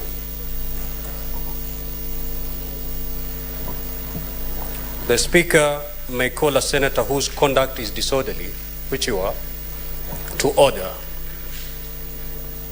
and A, caution the senator or order the senator to withdraw from the precincts of the Senate for the remainder of that 8 days sitting. I'm going to be lenient. I'm going to caution you, but you still proceed to take part in today's proceedings.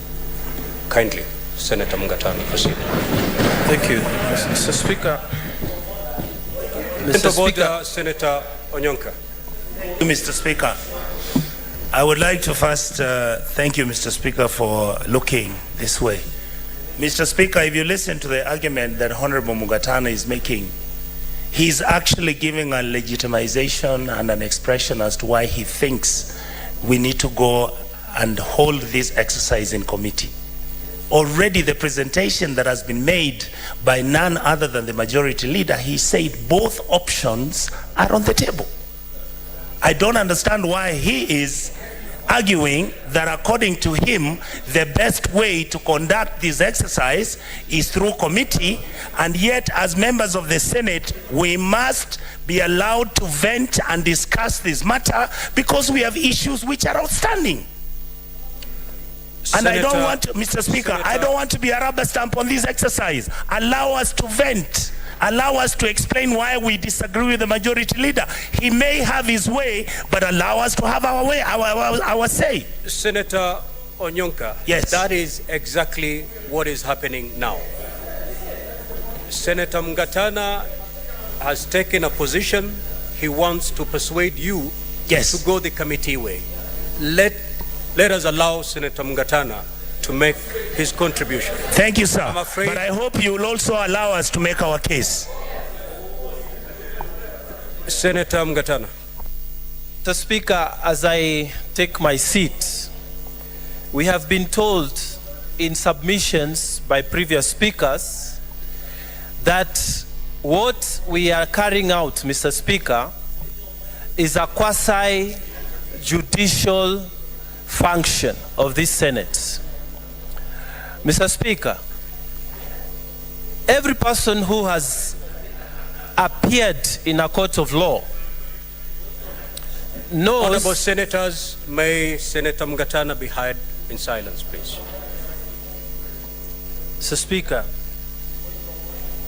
Mr. Speaker, can I be protected from Senator Cherargei? He is deliberately doing this so that I don't get to persuade other people. Senator Mwangaza, proceed. Much obliged. If you have an intervention, you press, you don't shout. Much obliged. Mr. Speaker, I'm making my last point before I sit.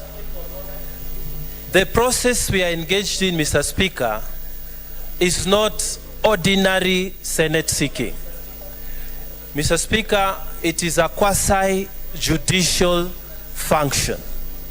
Mr. Speaker, any person who has been in court, you know, Mr. Speaker, because you also share a legal background, you know, Mr. Speaker, that people must be given an opportunity to be heard. They must be given an opportunity to present their case. They must be given an opportunity to say why they think those charges are right, and the other side to say why they think those charges are wrong. Mr. Speaker, I wonder if it is possible to do that where all of us are seated. Mr. Speaker, that is why traditionally in every court, you give an opportunity when there's only one person listening. Senator Cherargei. Senator Cherargei. Throw him out, Mr. Speaker. Throw him out. Throw him out. Throw him out. Senator Cherargei, I'm afraid. I'm afraid this should serve as a final caution to you. In the next few minutes, if you don't conduct yourself in an orderly manner, I'm afraid you may have to watch these proceedings from outside. Proceed and conclude your contribution, Senator Yes, Mwangaza. Mr. Speaker, I was just saying that a quasi-judicial process means that we are almost behaving like judges where we are. And then when a judge is sitting, Mr. Speaker, it is a different situation. It is better when there are fewer of us than when we are many of us. Because when we are many of us, Mr. Speaker, the whole mood becomes different. That's when you have the Gerard Gays and such people intervening, Mr. Speaker. Mr. Speaker, I'm saying this, that if it is possible, Mr. Speaker, Senator, order members, Senator Mgatana, yes, kindly retract. I retract, Mr. Speaker. But I want to say, Mr. Speaker, normally, when people are so many in a group, it is not possible to get all the information that is necessary. So, Mr. Speaker, what I'm asking is this. Let us calm down. Let us have the opportunity to receive all this information through our colleagues. Mr. Speaker, we have trusted our colleagues to bring us information on bills regarding even the Constitution. Why not this one? Serious bills, Mr. Speaker, on money, on everything that pertains to our duties here. Mr. Speaker, I want to urge colleagues, let us trust our colleagues who are in this committee to do the right thing. They will bring the report, we will debate it, we can agree or disagree, but let us give them the opportunity to receive the evidence, to sit with experts, and to give us a proper report. Mr. Speaker, I support. Thank you. Senator Ojenda, Prof.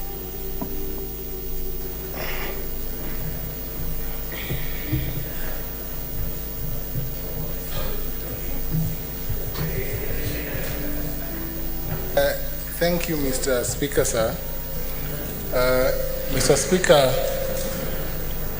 under Standing Order 81B1, this House may sit by way of a committee, a special committee, to determine a petition of the nature brought before this House for the removal of the governor of Meru County.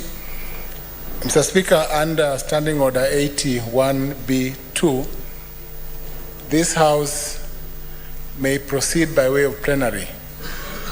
And the leader of majority this afternoon has been very particular, Mr. Speaker, because the charges that have been brought under the provisions of Article 181, and I think my Senator Omtata got it wrong, under Section 30. What is your point of order, Senator Metho?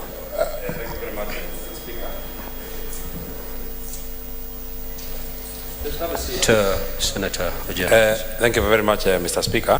I am listening to, and I would not have wished to disrupt the flow of thought of the good professor, but he's quoting an non-existent standing order. He's talking about 81, and it is not existent. 81 is the right to be heard. Okay, all right. Thank you, Speaker. It's 08. Proceed, Prof. Just proceed. I know my standing proceed, order. Professor, yes, proceed. I know you know your standing order. Just proceed.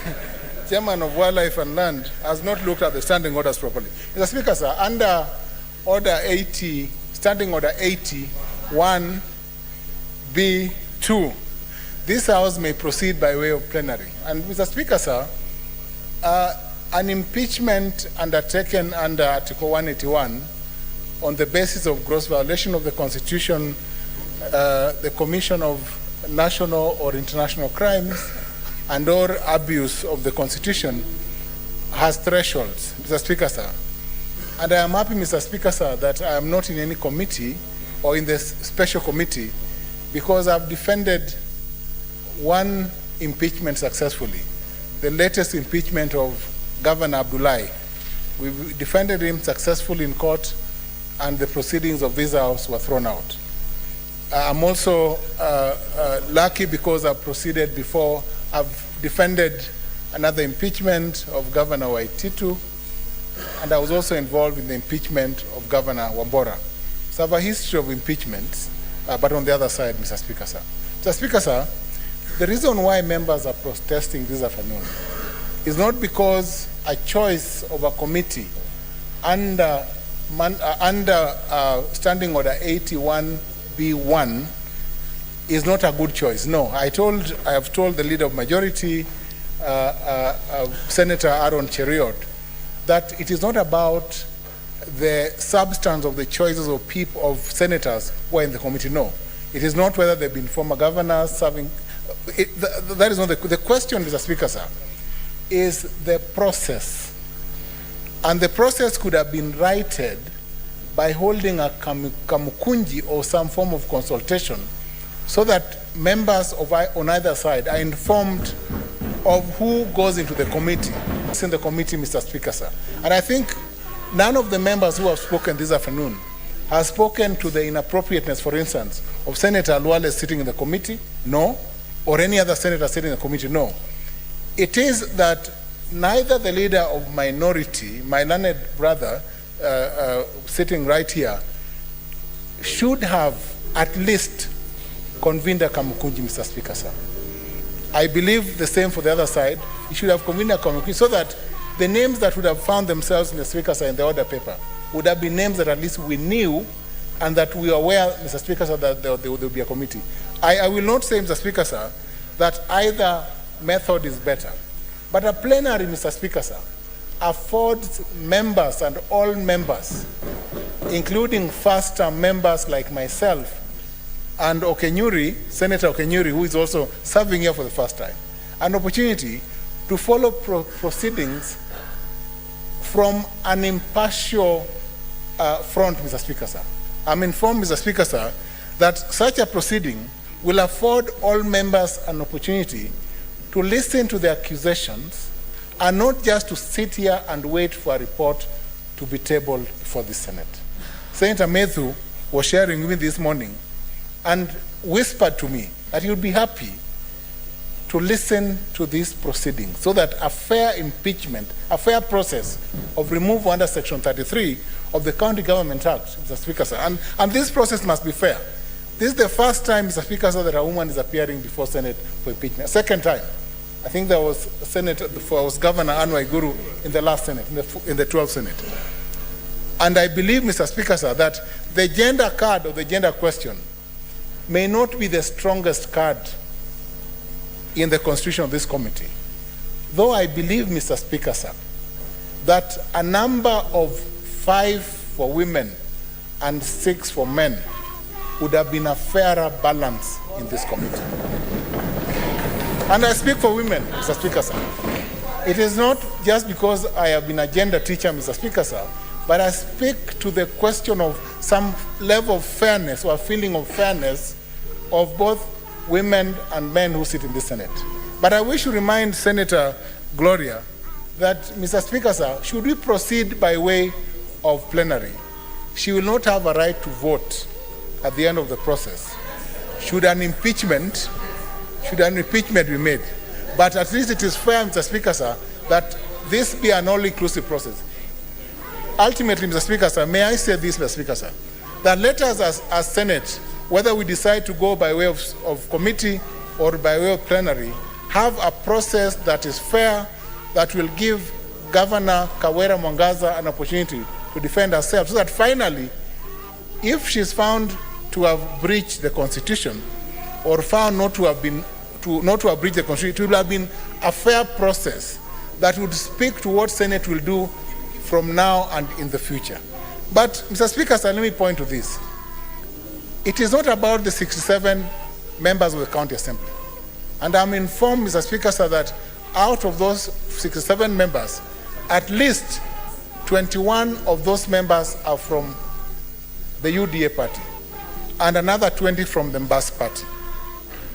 That means, Mr. Speaker, sir, that we are facing an impeachment for the first time where the governor serving in that county does not belong to any party because she's an independent. This is therefore a very delicate impeachment. It should not therefore be made to appear, Mr. Speaker, sir, that any singular party in the committee that this House forms is from the party that forms the majority in the County Assembly. and from the party that therefore was instrumental in the impeachment. So as you form the committee, Mr. Speaker, sir, and this is, for me, this is, since I have no interest in this process, let the committee be a committee that would speak to the fairness of this process. If it is plenary, Mr. Speaker, sir, let the process be fair. That is all I will say with respect to this matter, Mr. Speaker, sir. Thank you. Honorable Senators, notwithstanding the provisions of Standing Order 111, in view of the number of senators wishing to speak to this motion, may I propose, subject to your concurrence, that we limit the time per speaker. Currently, we are doing 20 minutes per speaker. And with the number that I'm seeing on the screen, we may go beyond midnight. So with your concurrence, can we limit the time from 20 minutes maybe to 5 minutes? Do I have your concurrence? So clerk, time 5 minutes per senator. Senator Cheptumo.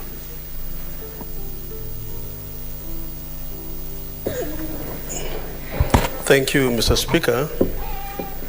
Mr. Speaker, I rise to support this motion.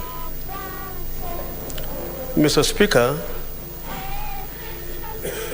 this special sitting is to achieve two things.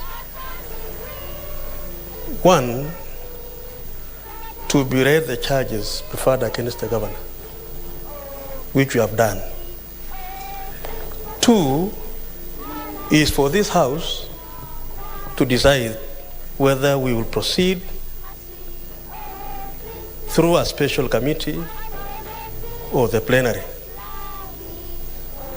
Mr. Speaker, this is the first impeachment in this parliament. And so the country is watching, the country is listening. And Mr. Speaker, our function under Article 96 of the Constitution to represent the counties and the county governments. This function today, Mr. Speaker, is in exercise of that particular article. But Mr. Speaker, I want to support the committee way for a very simple reason, Mr. Speaker. If you look at the function of this committee or the plenary, is to investigate the matter. Mr. Speaker, what is to investigate?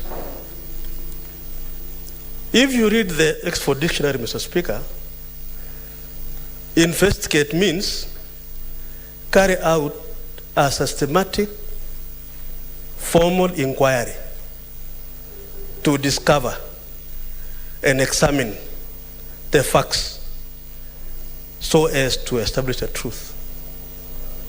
Mr. Speaker, I want to put a question to my colleagues and to this House. If we quote a plenary way, Mr. Speaker, can the plenary, Mr. Speaker, be able to carry out a systematic and formal inquiry? The answer to that question, Mr. Speaker, in my view, is a big no. Will it be able to discover and examine the facts with the intention of knowing the truth? Again, Mr. Speaker, the answer is no. That can be achieved, Mr. Speaker, through a special committee, because they will have a moment, a time to inquire systematically, formally, and discover and examine the facts laid before the committee. Mr. Speaker, there are 7 judges preferred against the governor from the impeachment motion. It will be difficult, Mr. Speaker, for this House, using the definition of that aspect of investigation, to undertake that process and achieve a fair process, Mr. Speaker. Mr. Speaker, It may be interesting for us to debate this House, Mr. Speaker, this matter. But remember, Mr. Speaker, our whole county is listening. Services and goods and services for the people of Meru County, Mr. Speaker. A Kenyan by the name of the governor is going through this situation. Mr. Speaker, this committee, if approved by the House, will be able to have a better time. Mr. Speaker, that is the reason why I support the committee way. Mr. Speaker, going committee way again does not prejudice members' right to again discuss this matter when the committee tables a report. So none of us, Mr. Speaker, will suffer prejudice of not being able to discuss this matter when the committee brings the report.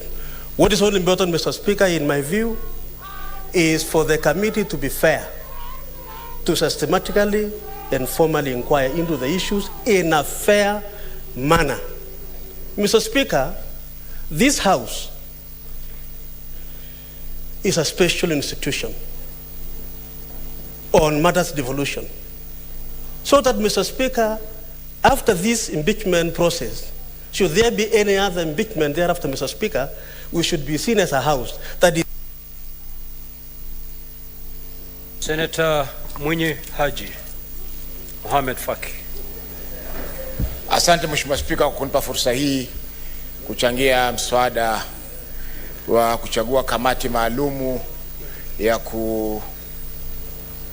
kuchunguza madai yaliyoletwa katika bunge hili na kamati na bunge la kaunti ya Meru. Mheshimiwa Spika, kifungu cha 81 ya kanuni zetu kinasema kwamba bunge la Senate linaweza kwenda kwa njia ya bunge lote ama kwa njia ya kamati maalumu ya kuweza kuchunguza madai hayo. Mheshimiwa Spika, kuna ile tunaita umuhimu katika njia zote mbili katika kuchunguza swala hili. Na mpaka sasa nafikiri yaliyoletwa mbele ya bunge hili ni madai tu. Wakati bunge litakapokaa, makamati itakapokaa, ndio ule ushahidi kuthibitisha madai yale ndio ataweza kufikishwa mbele ya kamati ile ama bunge hili ili kuweza kuamua kama kweli mashtaka yana uzito ama hayana uzito. Kwa hivyo ningependa tu kusema kuwa si kweli kwamba bunge hili sio mahakama. Sasa itakaa kama mahakama kuweza kuchunguza ukweli wa madai ambayo yamewasilishwa na bunge la kaunti ya Meru. Mheshimiwa Spika, kuna uzito kuhusiana na madai ambayo yameletwa kwamba jinsia moja imepunjwa katika uteuzi wa komiti hii. Kuna uzito fulani Mheshimiwa Spika, na hatuwezi kuupuuza.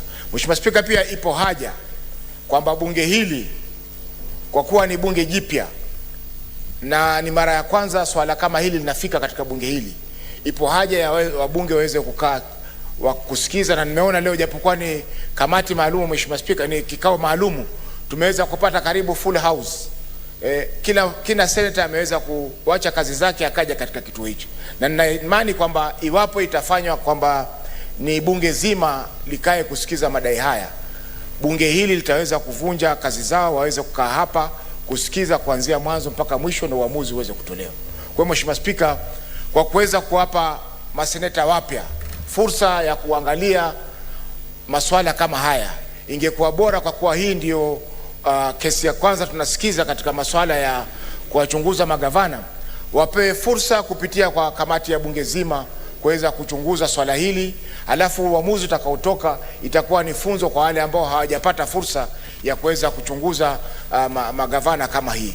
Mheshimiwa Spika, hiyo itakayofuata Mheshimiwa Spika, tunaweza kwenda katika kamati maalum, lakini kwa hii, kwa vile ni ya kwanza katika bunge hili, itakuwa bora tuichunguze kama bunge zima la Senate, ili kuhakikisha kwamba kila mtu ameweza kupata fursa ya kusikiza kesi ile. Wale ambao watakuwa wanalala, Mheshimiwa Spika, ni jukumu lao, kwa sababu hata sasa pia kuna wengine katika bunge hili wamelala, hawajui kitu gani kinachoendelea.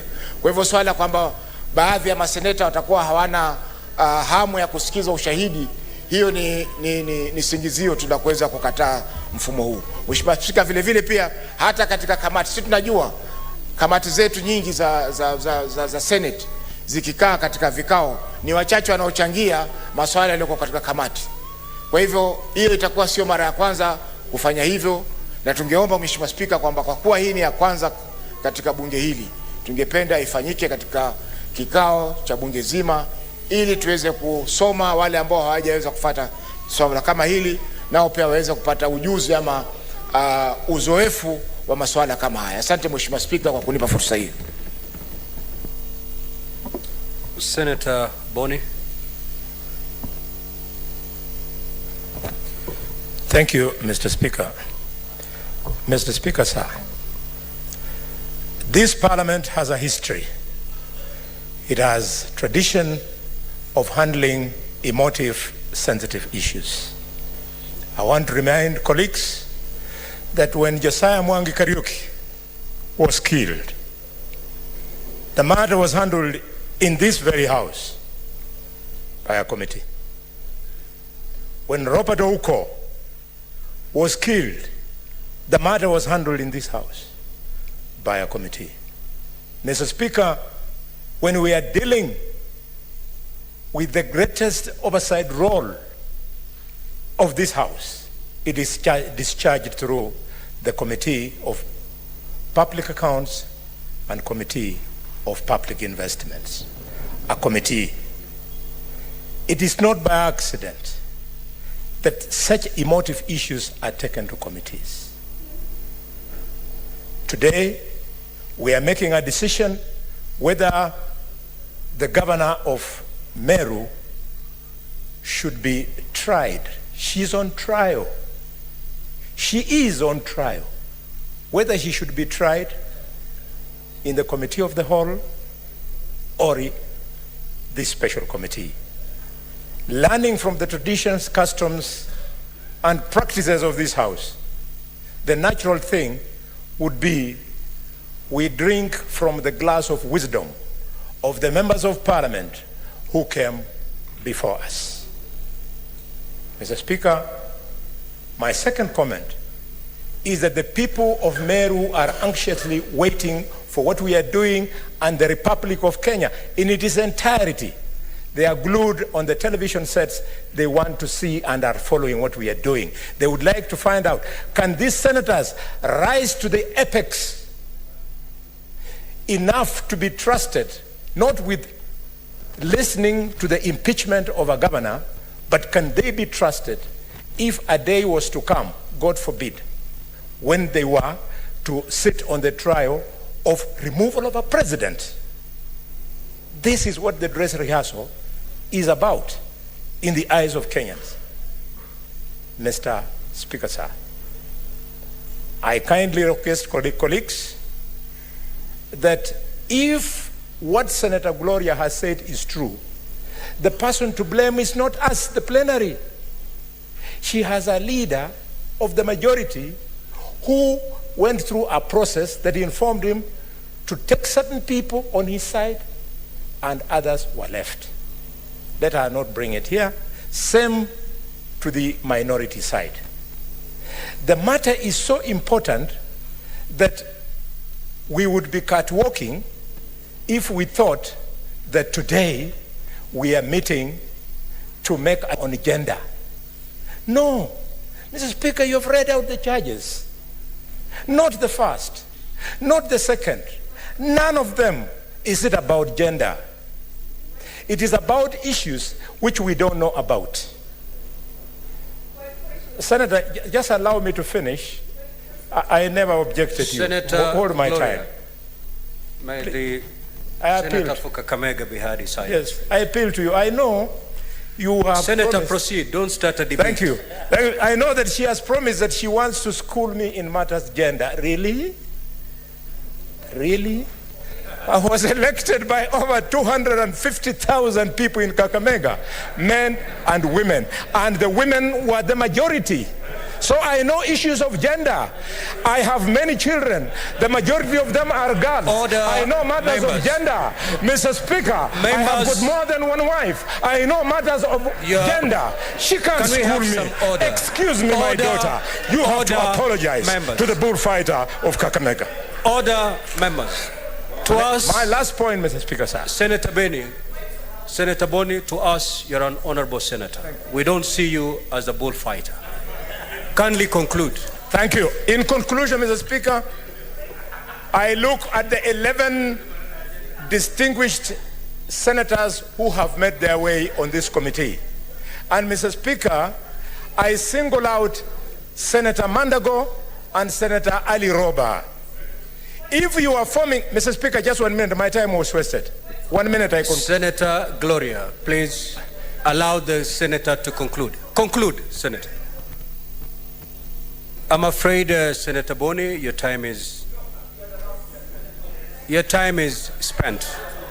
Senator Edwin Sifuna.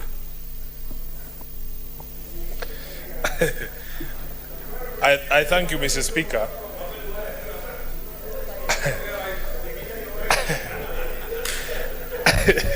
I thank you, Mr. Speaker, for the opportunity to also contribute to the motion. And for the record, I rise to support the motion that we proceed by way of committee. Mr. Speaker, as I understand the mandate of this committee and has been submitted by my colleagues, is to investigate and find out and report to this House whether indeed the matters, the allegations that you've read out against the governor are substantiated. So that, Mr. Speaker, all this committee is supposed to do, if the accusation is that there has been nepotism exercised by the governor, to report back to this House and say, yes, that allegation has been substantiated. On the question of illegal appointments, yes, it has been substantiated or not.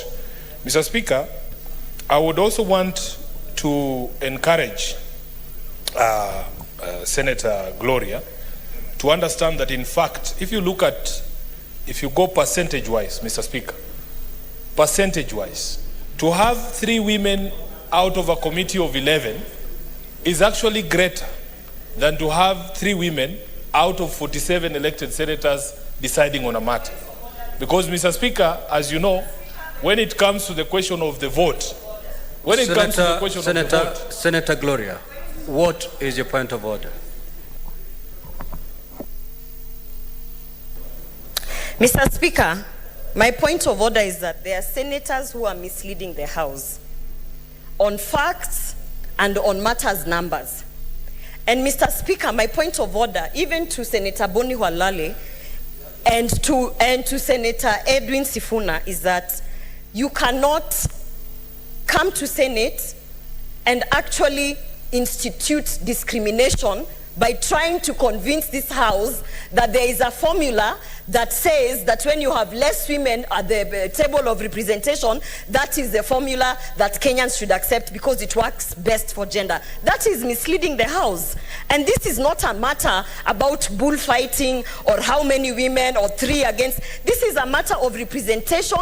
And Mr. Speaker, you should not allow the conversations that are going on in this House to continue, because this is a house of order.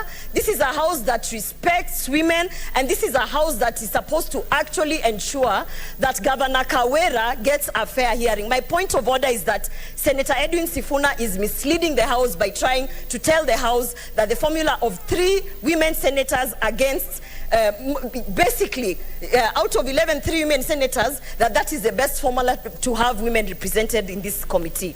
Mr. Speaker, you can see why we have an issue with this. This is exactly the reason why we cannot entrust people who are actually disregarding women in this House. That is my point of order. Senator Gloria, you cannot stand on a point of order. It was to my have point a of order. Bite to the sharing. Kindly proceed and conclude. And please allow Senator Sifuna to recover his time.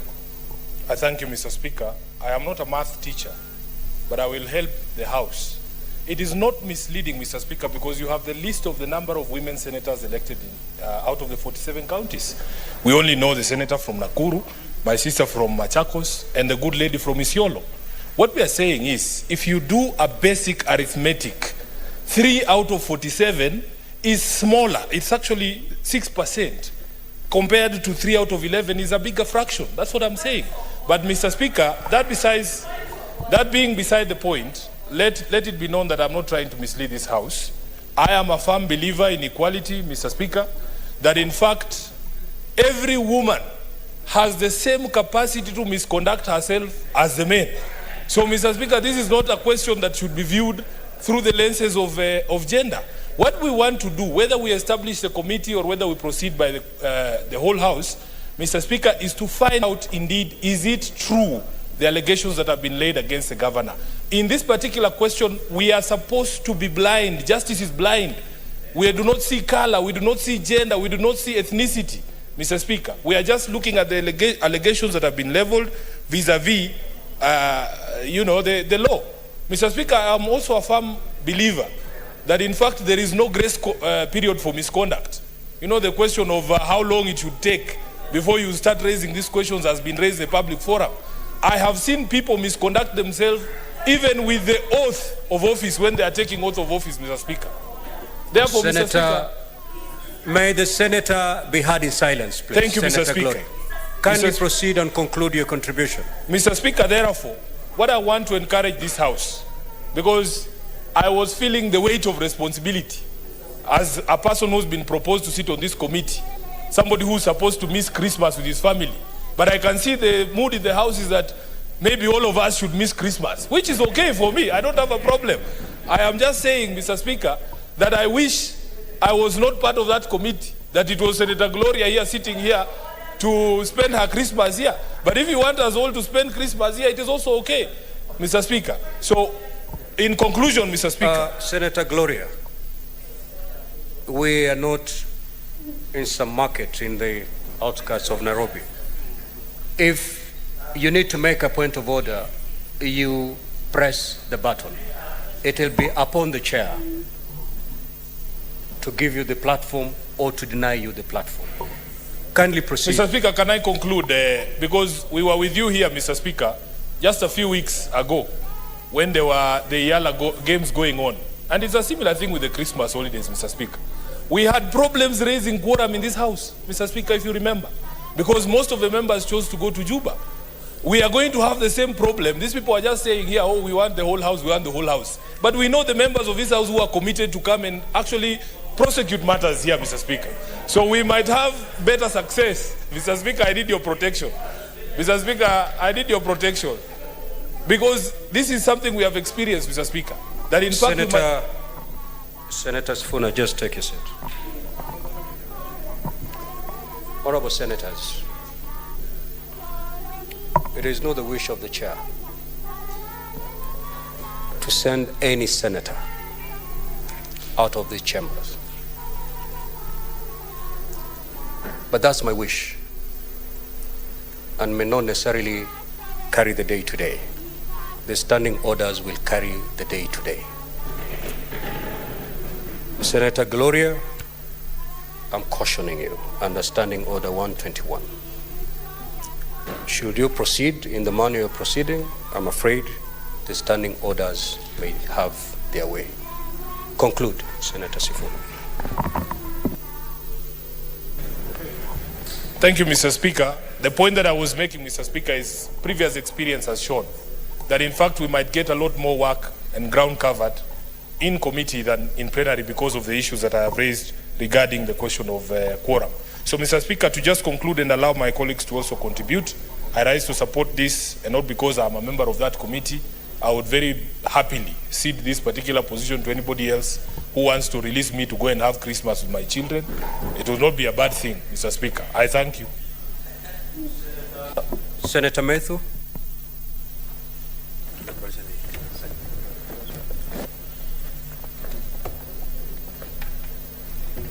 Thank you very much, Mr. Speaker. I would first wish to state that I rise to support the motion of having 11 of us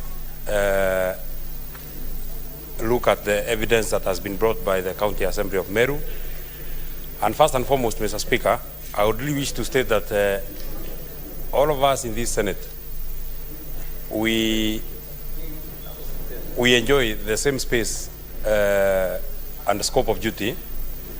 And I believe, having looked at the members who are there, I'm completely satisfied that they'll be able to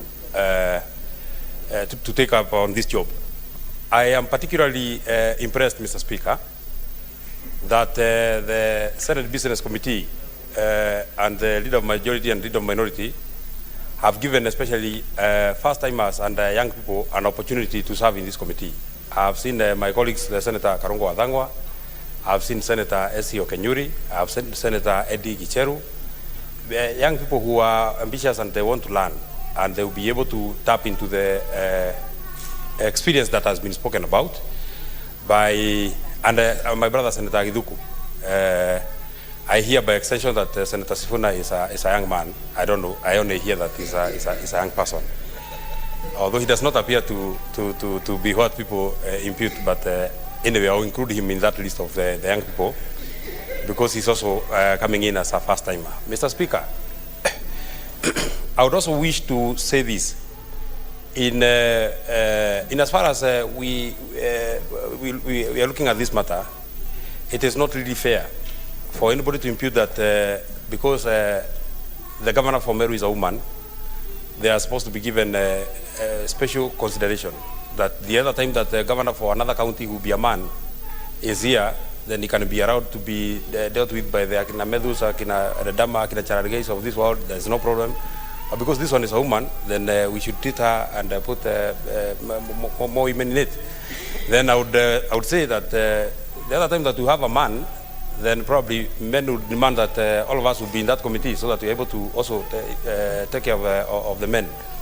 I am personally a gender sensitive person. I do not need the schooling that was offered by our colleague. I actually did it from home. I'm a father of 3 girls and 1 boy. So I think the rest ones are just around my home. I'm able to look at and take care of them. Finally, Mr. Speaker, it is actually, and the Senator for Nairobi has spoken about it, it's actually that our colleagues are taking the burden off our shoulders. It is them that will be able to look at, and I've seen the charges, there are so many. They are supposed to look at all the charges one by one and look at the evidence that is being adduced one by one, and then they will be able to make a determination on whether the charges are correct or not correct, there are facts to it or no facts to it. And so our colleagues, the 11 that will be in that committee, I would wish to wish you all the best. It is quite unfortunate that you not be able to enjoy Christmas with your people, but it is the cost of service. That is why you run for positions. That is why you are allowed to serve as senators. I know the leader of majority has said that from the conduct, I don't know what lenses the leader of majority is using. He's saying that in his own preliminary observations, we may be getting more customers in the coming days. I would really hope that we do not get customers for the next 5 years, because the more customers we get, the more unstable our counties are getting. So, Mr. Speaker, I support. I wish the committee all the best.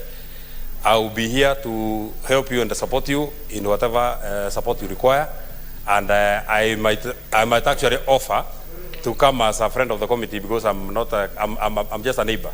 Nyandaro is just here. Thank you very much, and thank you, Mr. Speaker. Senator Omtata.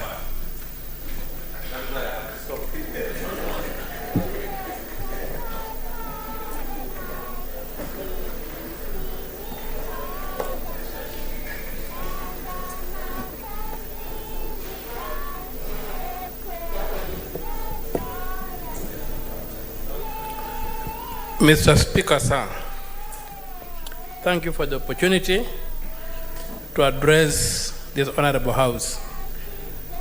First and foremost, I would like to correct an impression created by Senator Halwale that this is a rehearsal for impeaching the president. It is not. Somebody's life and the consequences of an impeachment are not a rehearsal. Somebody is banned from public office for life. So please, this is not a rehearsal. This is a matter of life and death for the Senator of Meru, Governor of Meru.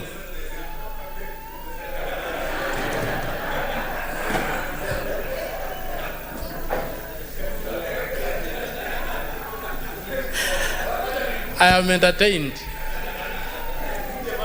Now, secondly, so it's a matter of life for the Governor of Meru and we should give it the seriousness it deserves. It's not a rehearsal. What is your point of order, Senator Cheptumo? Mr. Speaker, the Senator for Meru seated here. It is scaring for the member to say it is a matter of life and death for him. Mr. Speaker, this House of Record, the Senator of Meru is not in any danger. Isn't it fair, Mr. Speaker, for him to withdraw that part of the... I think it is important. Senator Omtata, kindly do not instill fear in your statement. I think the Honorable Senator Cheptumo had taken a nap because I withdrew and corrected. So he had taken a nap and he missed my withdrawal. But it's understandable, we are around Christmas. So, Mr. Speaker, sir, I withdrew. Or may I say, Mr. Speaker, sir? Cheptumo, may the Senator be heard in silence, please. For the benefit of my friend Cheptumo, I withdraw and apologize profusely to the Deputy Speaker. And to him for having missed out on what I said earlier. So, when I proceed, Honorable Speaker, I think the problem we are having in this House is that the text of Standing Order number 80, clause 1, B, and I think Professor Ojenda touched on it. What is disturbing some of us is the process being called into this House to endorse a list. What I would suppose, and that's why I'm opposing this motion partially, that list should be trashed, and the Senate by resolution makes the list if we have to go the committee way. I agree there's leadership in the House, but then they doesn't say the leadership of the House shall. It says the Senate shall. You may be having a practice that has been going against the standing orders, and they should end here.